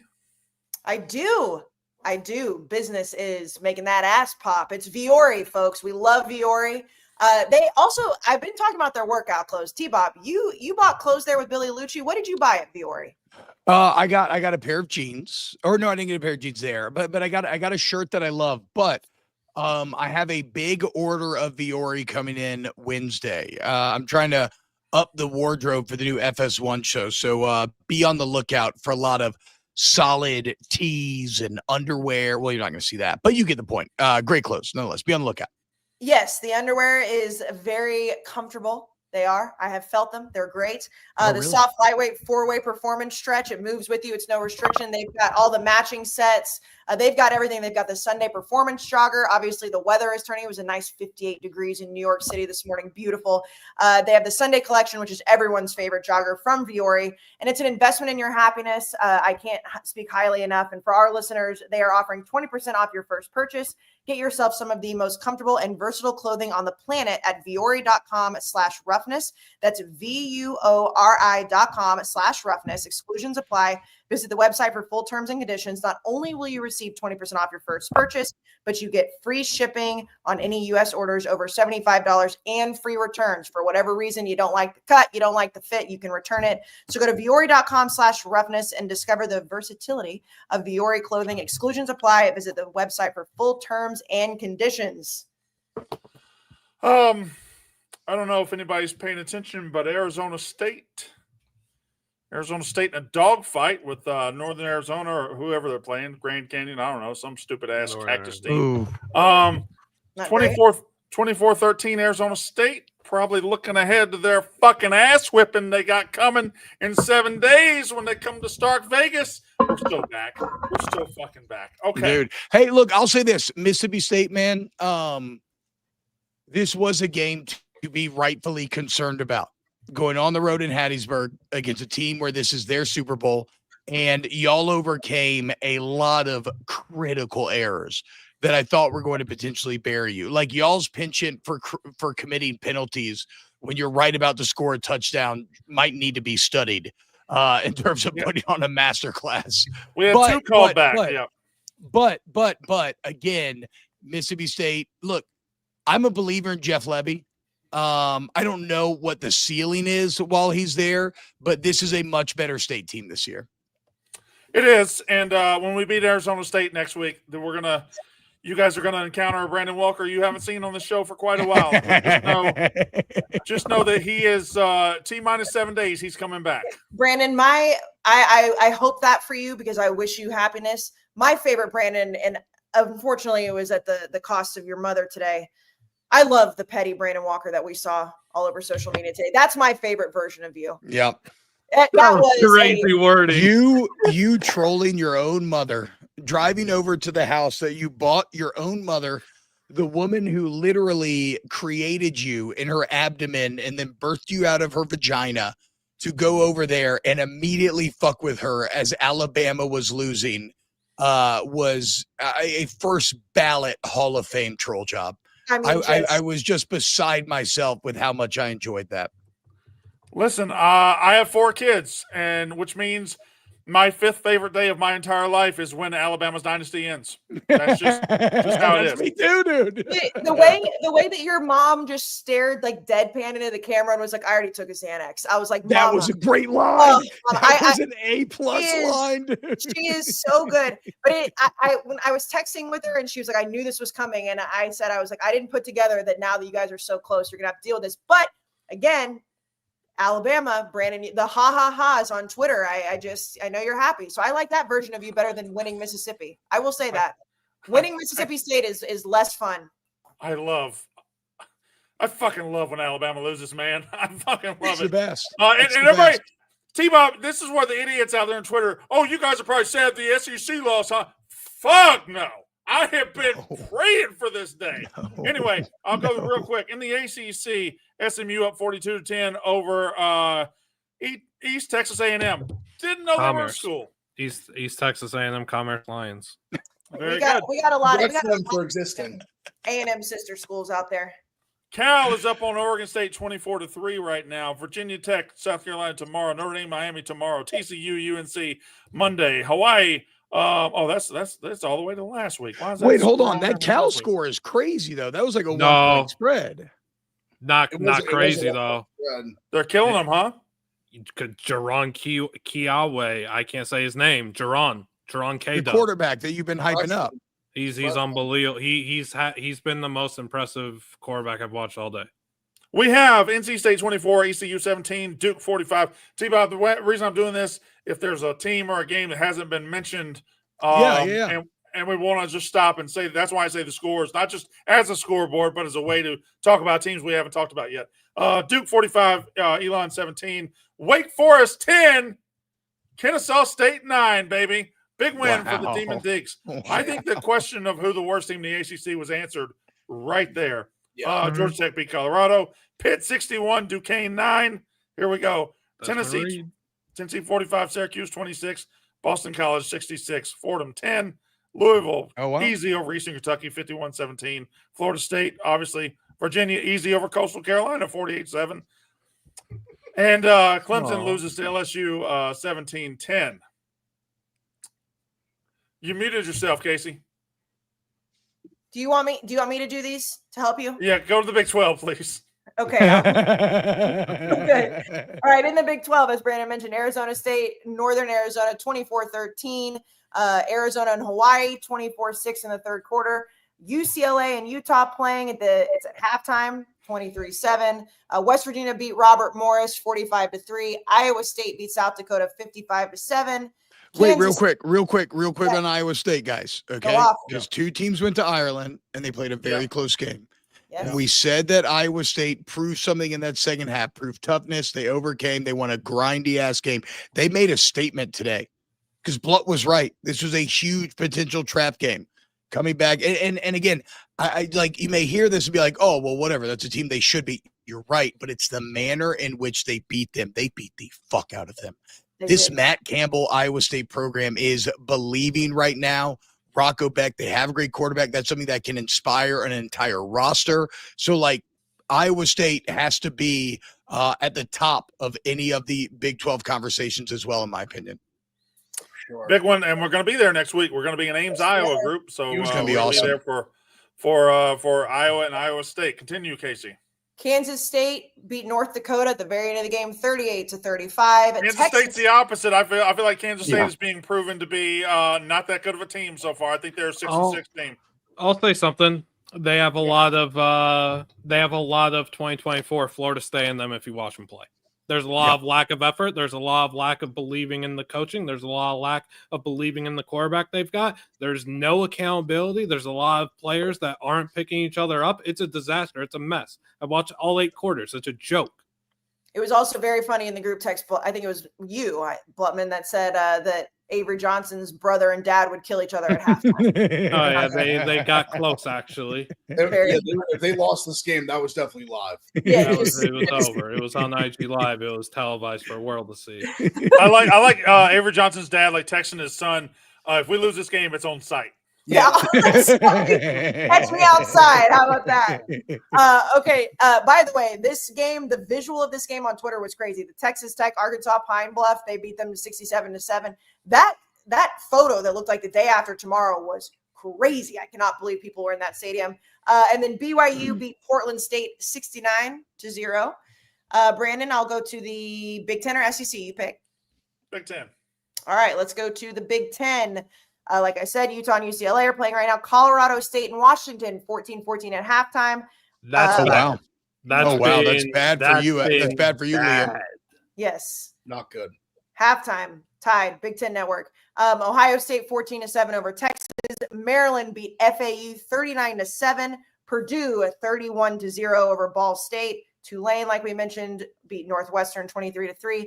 Indiana 27-14 over Old Dominion. Got a little disappointed. Very disappointed there. Ev, you take it away. I was very disappointed though. No, I didn't watch the game. I didn't think it was funny. It wasn't really on my radar. My dad watched. My dad was texting me about it. He bet on Indiana. It didn't go well. I don't know. Me too. I don't. It's not that I think they're terrible. I just think they come down to earth. They're an 8-4 team, 7-5 team. Yeah. Well, nothing wrong with that. Mendoza was bad. Yes, that's the problem. I chose him as my Big Ten Player of the Year. Like, I started to believe in Cignetti as this as almost having like a superpower when it came to game planning with what he did with Rourke, and I expected Mendoza to just take this like massive statement sort of leap. So yeah, my Indiana belief has been severely nerfed here after week 1. I mean, let me talk to the chat real quick again. Max Force, you motherfuckers are purposely ignoring OU. So Oklahoma today beat Illinois State 35-3. So there, Max, we have stopped the show so we can talk about your precious little Sooners, who, by the way, didn't look that fucking good, played nobody. You went 6-6 last year. But here, let's all pay attention to Oklahoma because Brent Venables is going to get his ass fired because you're not a premier program anymore. There, we're talking about Oklahoma. Fuck you, you idiot. Also, didn't even cover the spread. Didn't even cover the spread. No. John Mateer threw like 200 passes. He had a lot of yards. But, like, you want us to talk about Oklahoma? You weren't that good. Fair. Fine. We also haven't got to the SEC yet, sir. Max Force. Maybe we would have gone into depth, okay? Fucking Now we fucking won't. Yeah, now we won't. Now we Now won't. we won't. Oklahoma talked it. I honestly had a whole think piece on John Mateer, okay? And I'm not doing anymore. Oklahoma fans are the biggest. Look at us. Please look at me. Please look over here. Okay, you're not very good. Oh, stop looking at me. Why are you looking at me? Shut the fuck up. Penn State over Nevada, 46-11. Oregon beat Montana State 59-13. Iowa beat Albany 34-7. Michigan 34-17 over New Mexico. And now, hold on, let's stop right there. Oh no. Bryce Underwood's pretty good. He's fine, I guess. I mean, he played New Mexico, but that wasn't exactly the dominant start to their season you would expect. I have a weird stance on this game, actually. I kind of liked what I saw from Michigan, despite the fact it wasn't dominant at all. And I really actually liked what I saw from Underwood. He looked super comfortable in his first career game. I'm not tripping over that result at all. Okay. So here's what I would say. They hit the trick play on they hit the Jason X the man. He's got a binder, a book full of trick plays that he carries around the sideline. He's got like 95 of them. He just goes, yep, this one.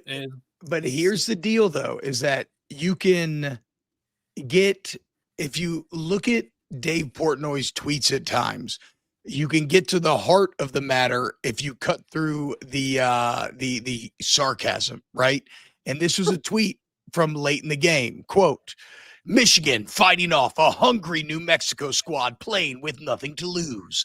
3rd and 10, deep in our own territory, and the kid put the team on his back and leads a 75-yard downfield for a back-breaking score. The magnificent 19. So, and I get it, credit to Underwood and everything, but obviously that's Dave being defensive against what he knows was a completely unconvincing performance out of Michigan.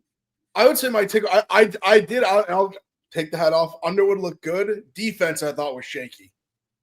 But his first game, all that. But I thought the way New Mexico moved the ball on them was the most concerning part for them. I thought Underwood did look comfortable. I agree with Liam.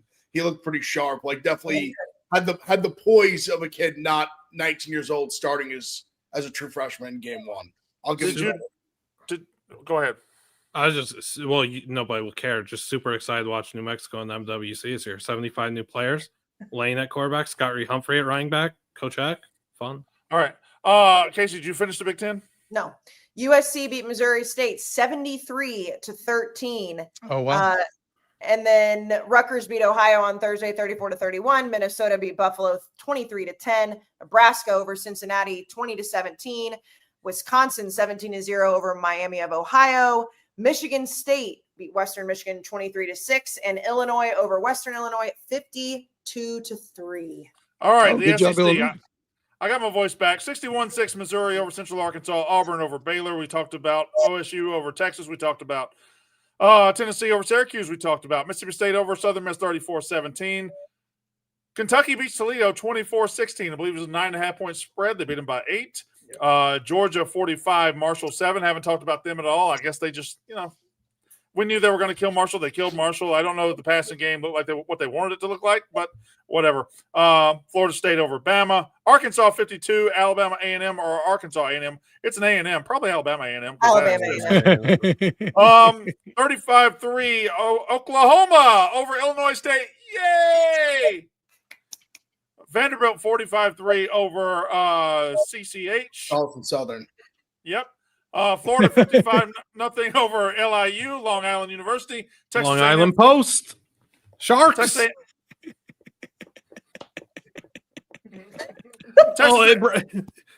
Sharks. Brand, if you want me to say it, LIU Post merging with LIU Brooklyn was one of the worst merges in college history. I'm glad you said it, Liam. I was thinking it. I'm glad somebody gave voice to it on the pod. The LIU Blackbirds were so sick, and they're gone now. Texas A&M 42, UTSA 24, LSU 17. Oh. Well, hold on now. A&M. Oh, not A&M. Great. Not great, Bob.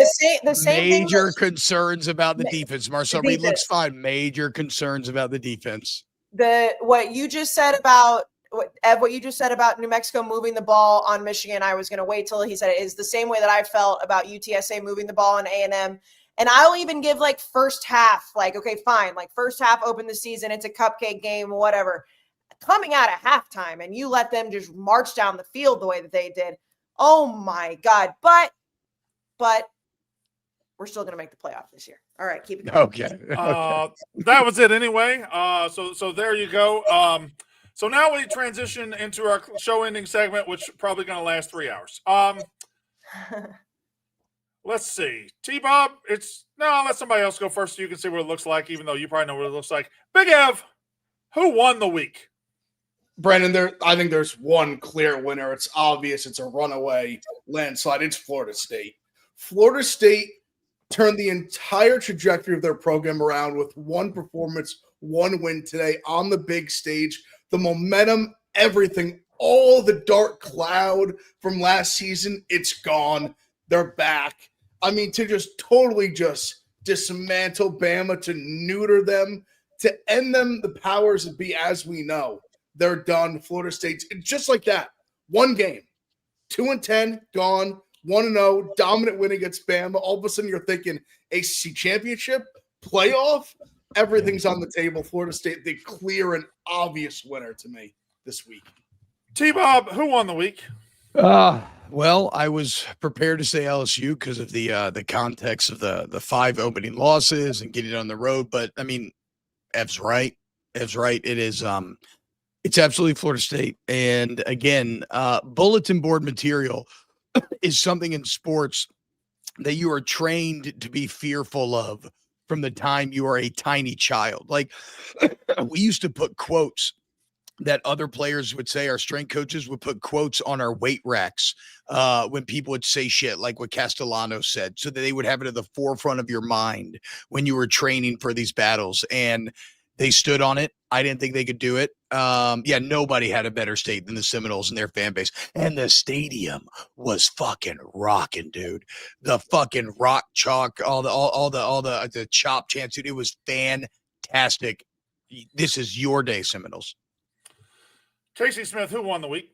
I mean, everything they just said is true. And by the way, Florida State is one of those places with the traditions that just look fucking awesome when they're good. But I'm gonna go a little bit like cheesy, I guess. But it's Lee Corso, guys. Like I can't talk highly enough about the scene that we saw today. And I mean, obviously Lee Corso is an icon. My entire life of watching college football, like he's been a part of it, because I like the first time he ever did the headgear, I was like 5 years old or however old I was, very young. I didn't think I'd get as emotional as I did. And I just like him wearing the tux and just everything surrounding it. I thought it was awesome. I thought it was awesome how the Big Ten Network also like keyed into it. And then, and I know T-Bob, you sent this in the group text. It was all over Twitter today, but it went super viral in honor of Lee Corso. All the teams he either played for or coached for won today. Yep. Maryland, Louisville, Florida State, Navy, Indiana, and Northern Illinois. It's one of those things, and I've said this a couple times in the podcast throughout the years. Like it's been hard to watch him in some places, like as he has gotten older and how he has struggled a little bit.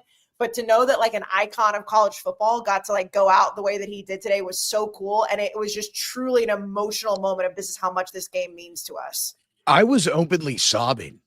Like not even like a soft cry, not like a tear rolling down my cheek. Like I was kind of shocked at how hard I was crying during the tributes to him. I was like, I don't even think I knew how much Lee Corso meant to me until today. 1000% agree. Brandon, you didn't cry? It caught me way more than I thought it would. Way more. Yep. And like I cry over random shit. And I was just like, oh my God, like this is like, it's like we knew he was on his way out for a little bit. Like he's had his moments where we're like, why are they still rolling him out here? He needs to retire and go live on a beach. But then to actually know it's over is crazy. Well, that's what it was. Again. That's what it was. He had lost his fastball the last few years, no fault of his own, just getting old.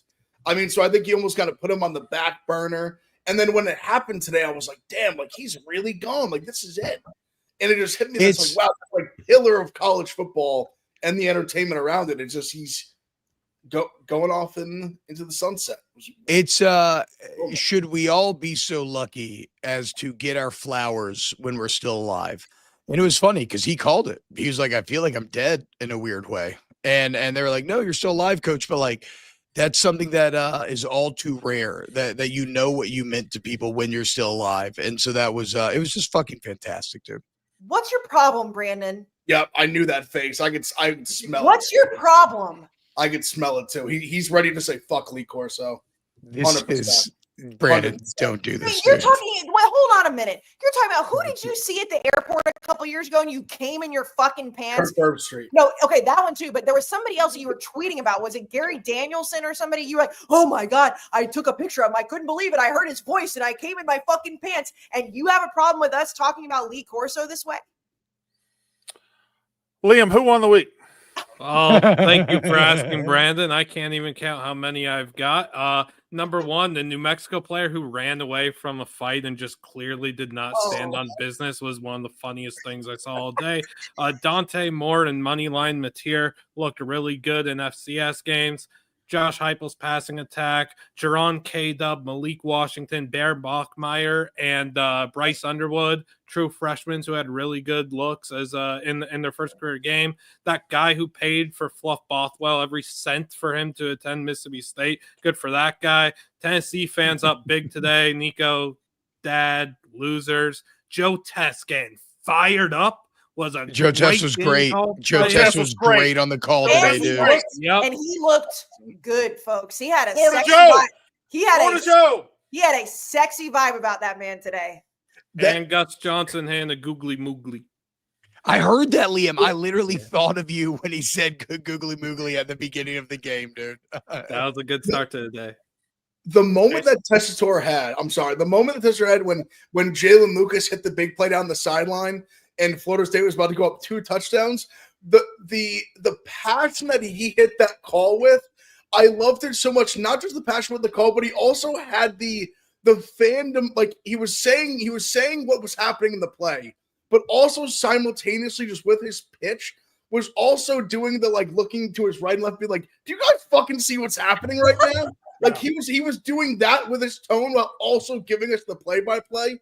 It was perfection. Perfection. He also had a great call at the end when they were when they needed out, and then the students came across. He said, "Look at this! Isn't it great to have ball back?" And I was like, "Fuck yeah, it's great to have ball back." I love ball, man. God Brandon, who won the weekend?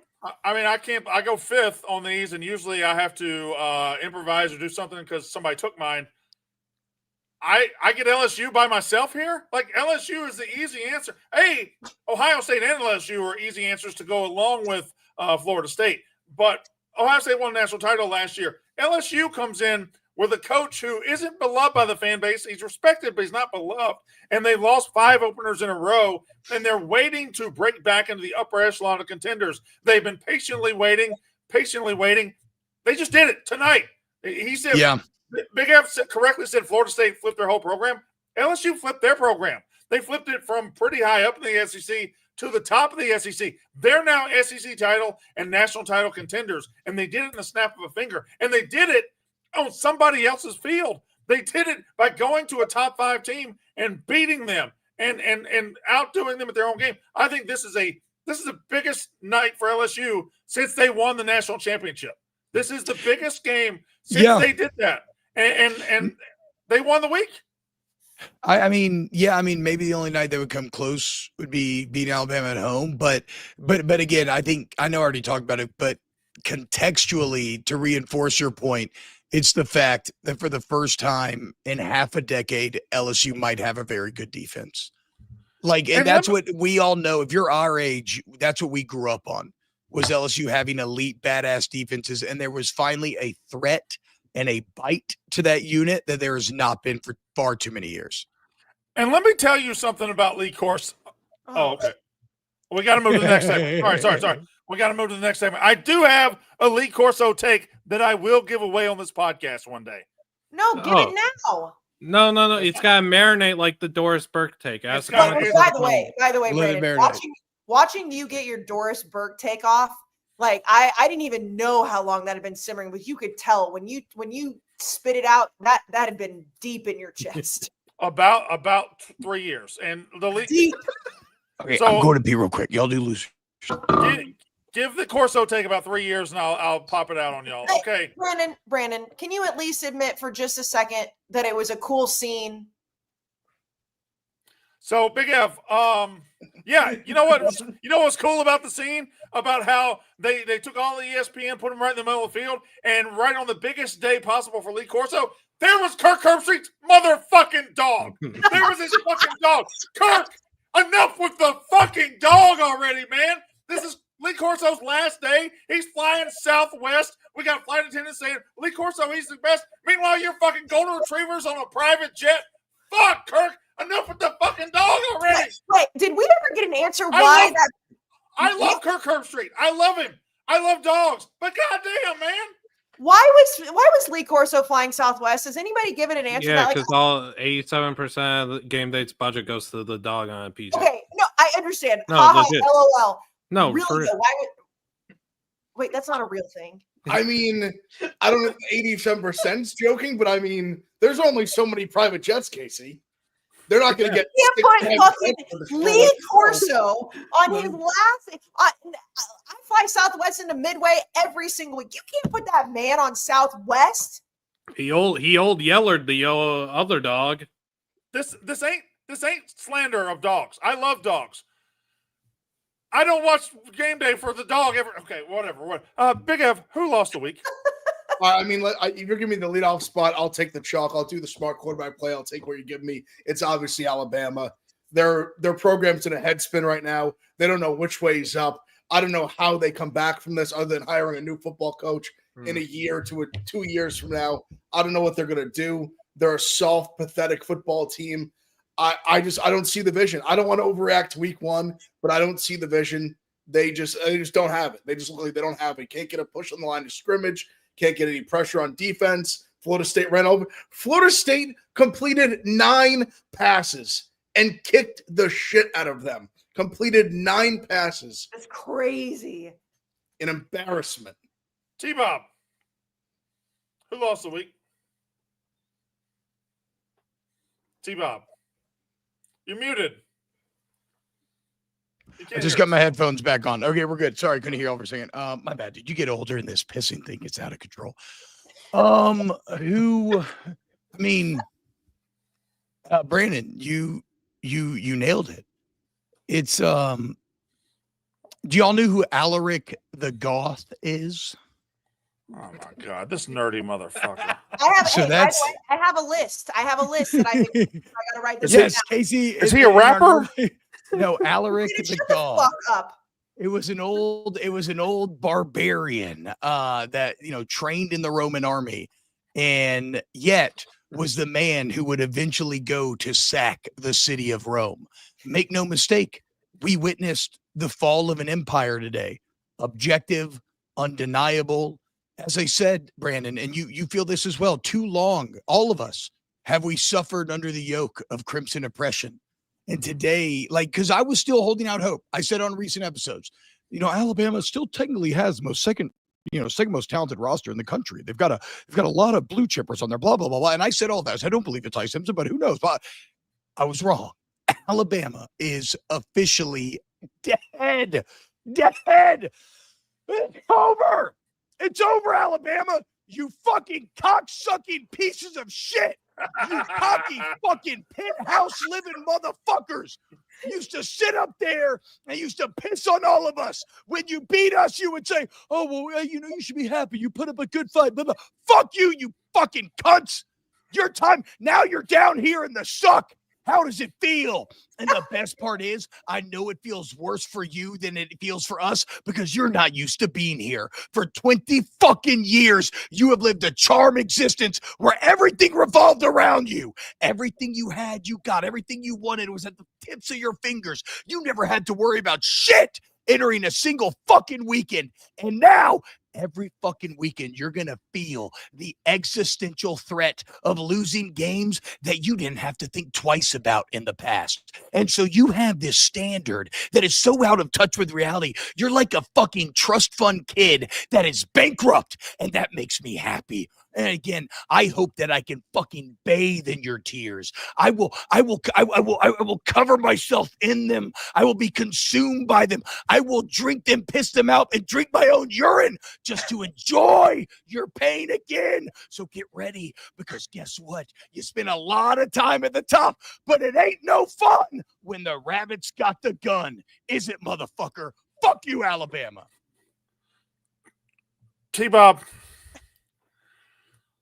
I've been on the show 6 years. That is the most beautiful goddamn thing I have ever heard in my life. I feel like I'm. Is this what people felt like when they saw the Gettysburg Address, or when they saw? That's unbelievable. That was. I'd give a lot of money to be able to do what you just did. That was phenomenal. God Almighty. I don't even want to follow it up. Like I feel like there's nothing else to be said here. Like we can just end the show. No, we gotta go. We gotta do some more stuff. So Kayce, who lost the week? You don't have to do that. No, well, no, I don't have the guttural response, but I will say, we talked about what you want your enemies to fall. Now I think they'll be fine, and I think Arch Manning, you buy this. Watching Texas lose today was so fucking awesome. And I thought Texas was going to win.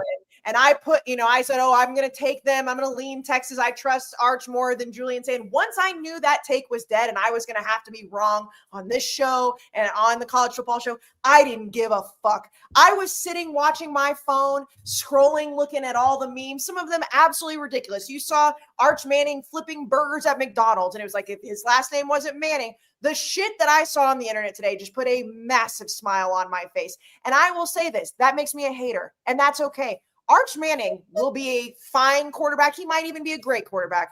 But when you are the center of the internet's attention for one day, you lose the weekend. Because, buddy, they were deep frying his ass. And I loved every single second of it. Clubman, who lost the week? It's really tough because word for word, bar for bar, T-Bob stole exactly what I was going to say about Alabama. So I'll throw that one out the window. On Arch Manning, hearing Lukey just mutter the words, this guy's Haynes King with a last name was very funny. Arch Manning, a loser of today. Northwestern, they were losers for the whole Tulane wine to wear white Katrina situation, which we don't know the exact details, but on the surface level, losers. Next generation of college football fans, big time losers. You're not growing up with Lee Corso. Tough look. No, you're not growing up with an Alabama that you're watching every Saturday, living and dying, praying that the dynasty falls and collapses. You don't get that satisfaction that we get. That's tough to live with. The idiot who said, look out for a close South Dakota Iowa State game. The ref who almost killed Brian Kelly. The Megan Trainor commercial that's really, really, really, really, really, really, really annoying. And bad. It's bad, man. It is bad. It's very bad, dude. It's so bad, dude. It's so bad, and they're playing it 3 times a break on every single network. It's crazy. And I'll end this with big college football games are played at a neutral site. Why? Well, look what we got today. We got greatness today. We got magic in the real or the fake Death Valley, out in Tallahassee, out in Columbus. You look all across the board. There's great stuff happening. Then you look at Syracuse, Tennessee. Dud of an atmosphere. Who cared? True. You muted yourself. Brandon, who lost the weekend?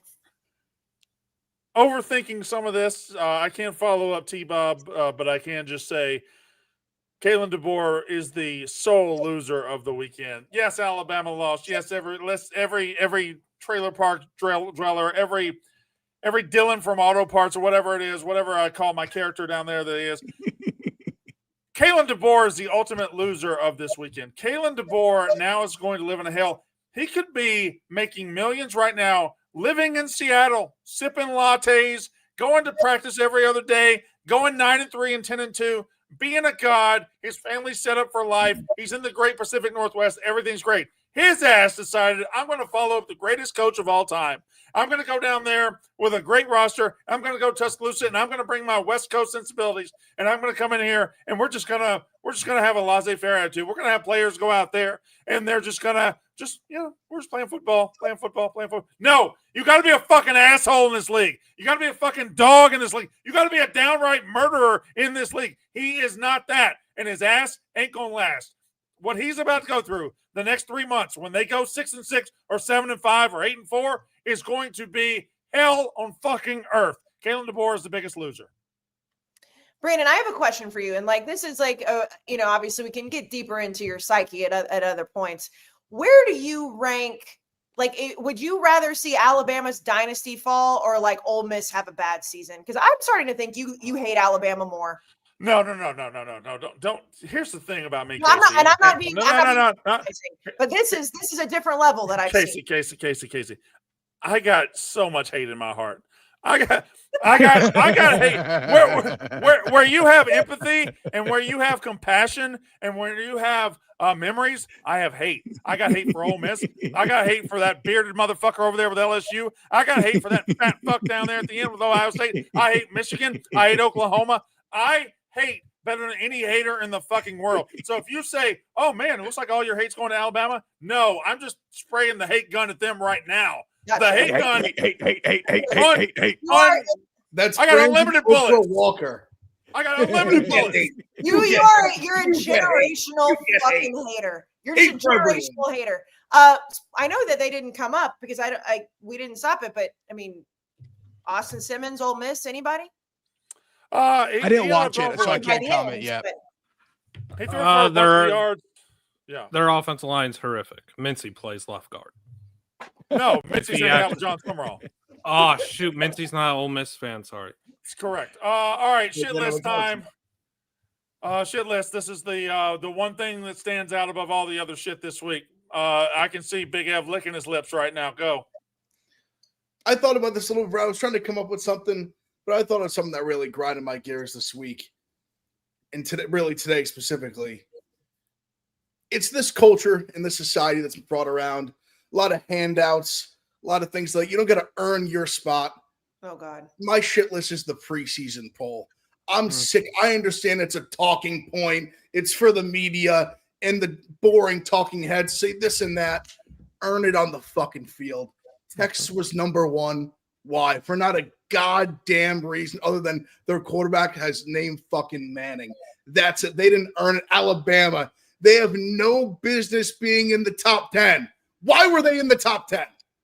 They stunk last year just because their name is Alabama. That's it. Earn it on the fucking field. Penn State. What in God's green earth have they done to be ahead of Ohio State in anything? In anything. Besides fouling kids in a fucking shower. That's it. Yikes. Number one team. We earned it on the field. You come to Columbus, you win a football game, then you can say you're number one. Until then, the Buckeyes are number one, period. Period. Wow, good shit list. Hey, listen. Earn it.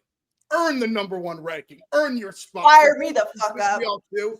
Watch when they do some cute shit and Bama's ahead of Florida State. If they do that shit, I'm gonna wait, actually, yeah. Actually, you're right. Actually, yeah. I'm gonna I know what you're saying. They better fucking not. I think Florida State's on a fast track to the top 10. I think Alabama will be like number 15 or something. They better fucking be ahead. They shouldn't even be 15 though. They better be ahead of Bama. All right, T-Bob, your shit list. I don't even know why I'm asking you to go now because you might just ruin it for everybody else. No. Mine is going to be a little more simple this time, a little more reserved. I don't like the call being upheld. I really liked stands versus confirmed. I thought it added a fun element of, oh, look, the refs got this incredibly hard call, like exactly right. Because football is a very unintuitive game with an unbelievable amount of weird ticky-tack rules. And I just loved in the past this idea of applying a sort of grading system to that. And so now we just get upheld versus whatever, and it just doesn't feel as good to me. I've been thinking about it all weekend long. Not a fan. I like that. Kayce, your shit list. Well, there was definitely, there was some targeting calls today. There was one in the Michigan game I thought was abysmal. The refs, again, the LSU Clemson game, but I'm going to do an audible. I had a little, kind of a take, but I'm going to, people that don't appreciate Lee Corso, because here's my thing. You motherfuckers have to be passionate about something, okay? And if you're passionate about college football, how the fuck do you sit here and look at this 100-year-old man wearing his cute little tux? Oh, that cute little tux. Cute tux. It was a cute tux. Oh, I just wanted to hug him. I just wanted to embrace him. And we've got heartless motherfuckers like Brandon Walker over here who can't find it in their hating ass heart to sit there and have a ounce of humanity and look at this and be like, for the last almost 30 years, this man has entertained us on Saturdays. You forget what it was like before social media. College game day was all there was. There wasn't the Barstool college football show. There wasn't a million things you could be doing on social media. You sat your ass on the couch and you had your fucking chocolate milk and your pancakes and your waffles and whatever your mom brought you, and you watched college game day. And you know what was the best part? At the end of it, when Lee fucking Corso put the headgear on. And you remembered every single one. And then there was the funny moments where he said, oh, fuck it, when he was at Houston and he put that on. People like you, Brandon, you just have no fucking heart, okay? You have no heart. And if you poo-pooed what happened with Lee Corso today, you're a bad person. I haven't said anything. You said enough. I've said nothing. I've said nothing. I asked you if it was a cool scene, and you went off about Kirk Herbstreit's dog. Your silence is violence. It speaks volumes. Admit it. You think it's either lame or you thought it was cool. There is no in between here. There's no apathy to what happened with Lee Corso today. Hating motherfucker. You are a hating generational hater. He just said it. He just said it. My face itches. My face itches. He put up an L for Lee. Have a heart. Hey, you know what, Brandon? I hope that whenever you're old and fucking wrinkly, that none of us give a shit when you. Wait, like next fucking week? You're just like, get the fuck out, take you out back and shoot you like a dog. It's like, you want me to suck this guy off who just says, oh, I'm going to pick this team, then the other team, and that team puts the head on. I'm not going to do it. I'm not going to do it. I'm not going to do it. I'm not Kayce, guy off just because he says witty things and then puts a mascot head on. Kayce, I want to correct you because that little stupid story you told earlier. Oh, who did you see in the airport and you came all over your pants? It was Brad motherfucking Nestler, okay? Oh, and if I see Brad, exactly my fault. If I see Brad, you're tweeting like I remember that tweet like it was yesterday. You're like, I heard his voice and I turned around. I was like, oh my god, it's Brad Nestler. If you're standing in line at the airport and you hear Brad Nestler's fucking voice behind you, you're like, where is that angelic voice? That's fair. If you're Lundqvist, I would feel the same way, but I can admit that. And you're doing Lee fucking Corso. Who are you? I haven't said anything. Yes, you have.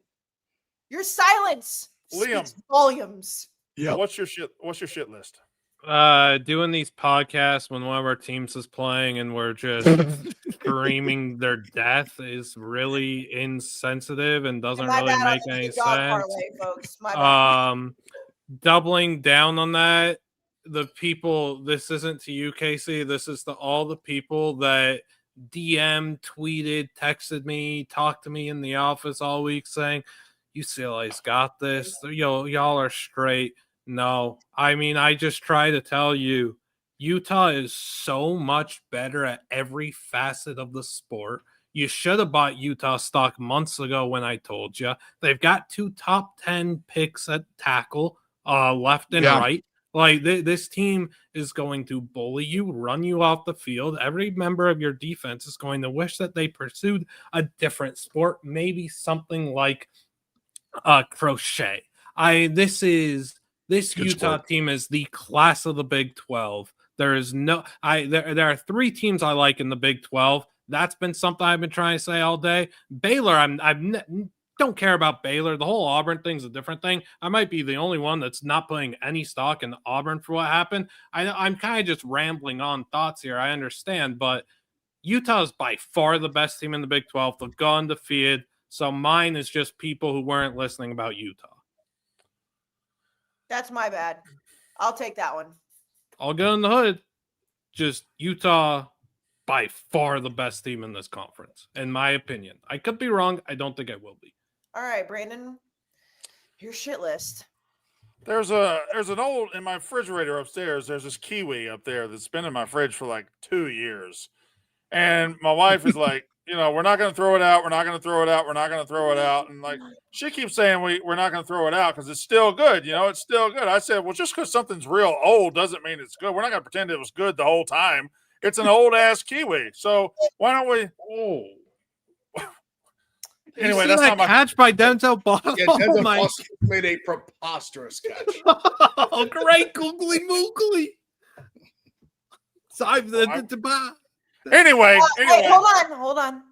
I just realized we didn't do our last piece of business. So before you go off on your shitty Kiwi take, let's talk about something about you that's not shitty. Okay, very few things. Your hair looks great. Your hair looks great. I saw you earlier. You were pouring some water on it. You were running your hands through it. And that is a product of Nutrafol, because going to the barber can be a hassle. You don't want to do it. If you have enough hair, you don't want to go cut it. Let it flow. Let it flow. Look at T-Bob's hair, okay? Look at that hair, baby. You want that flow, all right? And Nutrafol has been friends of us for a long time. I've talked about it. I've done Instagram ads about it. Like I used to have to put extensions in. I don't have to anymore. I love Nutrafol so much because it is the #1 dermatologist recommended hair growth supplement brand. It's trusted by over 1.5 million people because in just 3 to 6 months, you go from the hat guy to the hair guy with visible, thicker, fuller hair and improved scalp coverage. They have the women's formula, the men's formula. They have the postpartum formula. That's what I started on. And then I went to the women's, but the Nutrafol Men is clinically tested to improve hair growth and quality in men. And also, very important fact, men have reported no impact on sexual performance.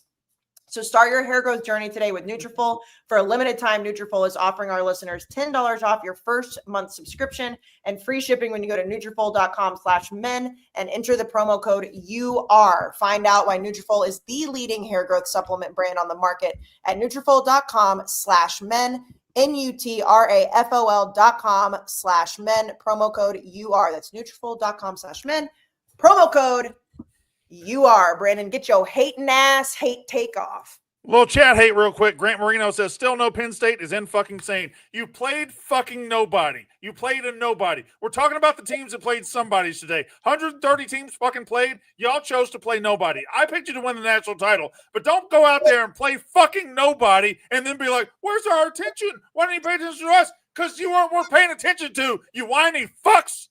God damn. We did say the score, by the way. We did say we said it. Yeah, Penn State obviously won easily because they played fucking nobody. Yeah, you fell through the cracks. Sorry. Oh, better not say that. Anyway, I brought up Penn State. Here we go. Shit list. If he wants to go back and play that part, he can. Shit list. It's Clemson's fans.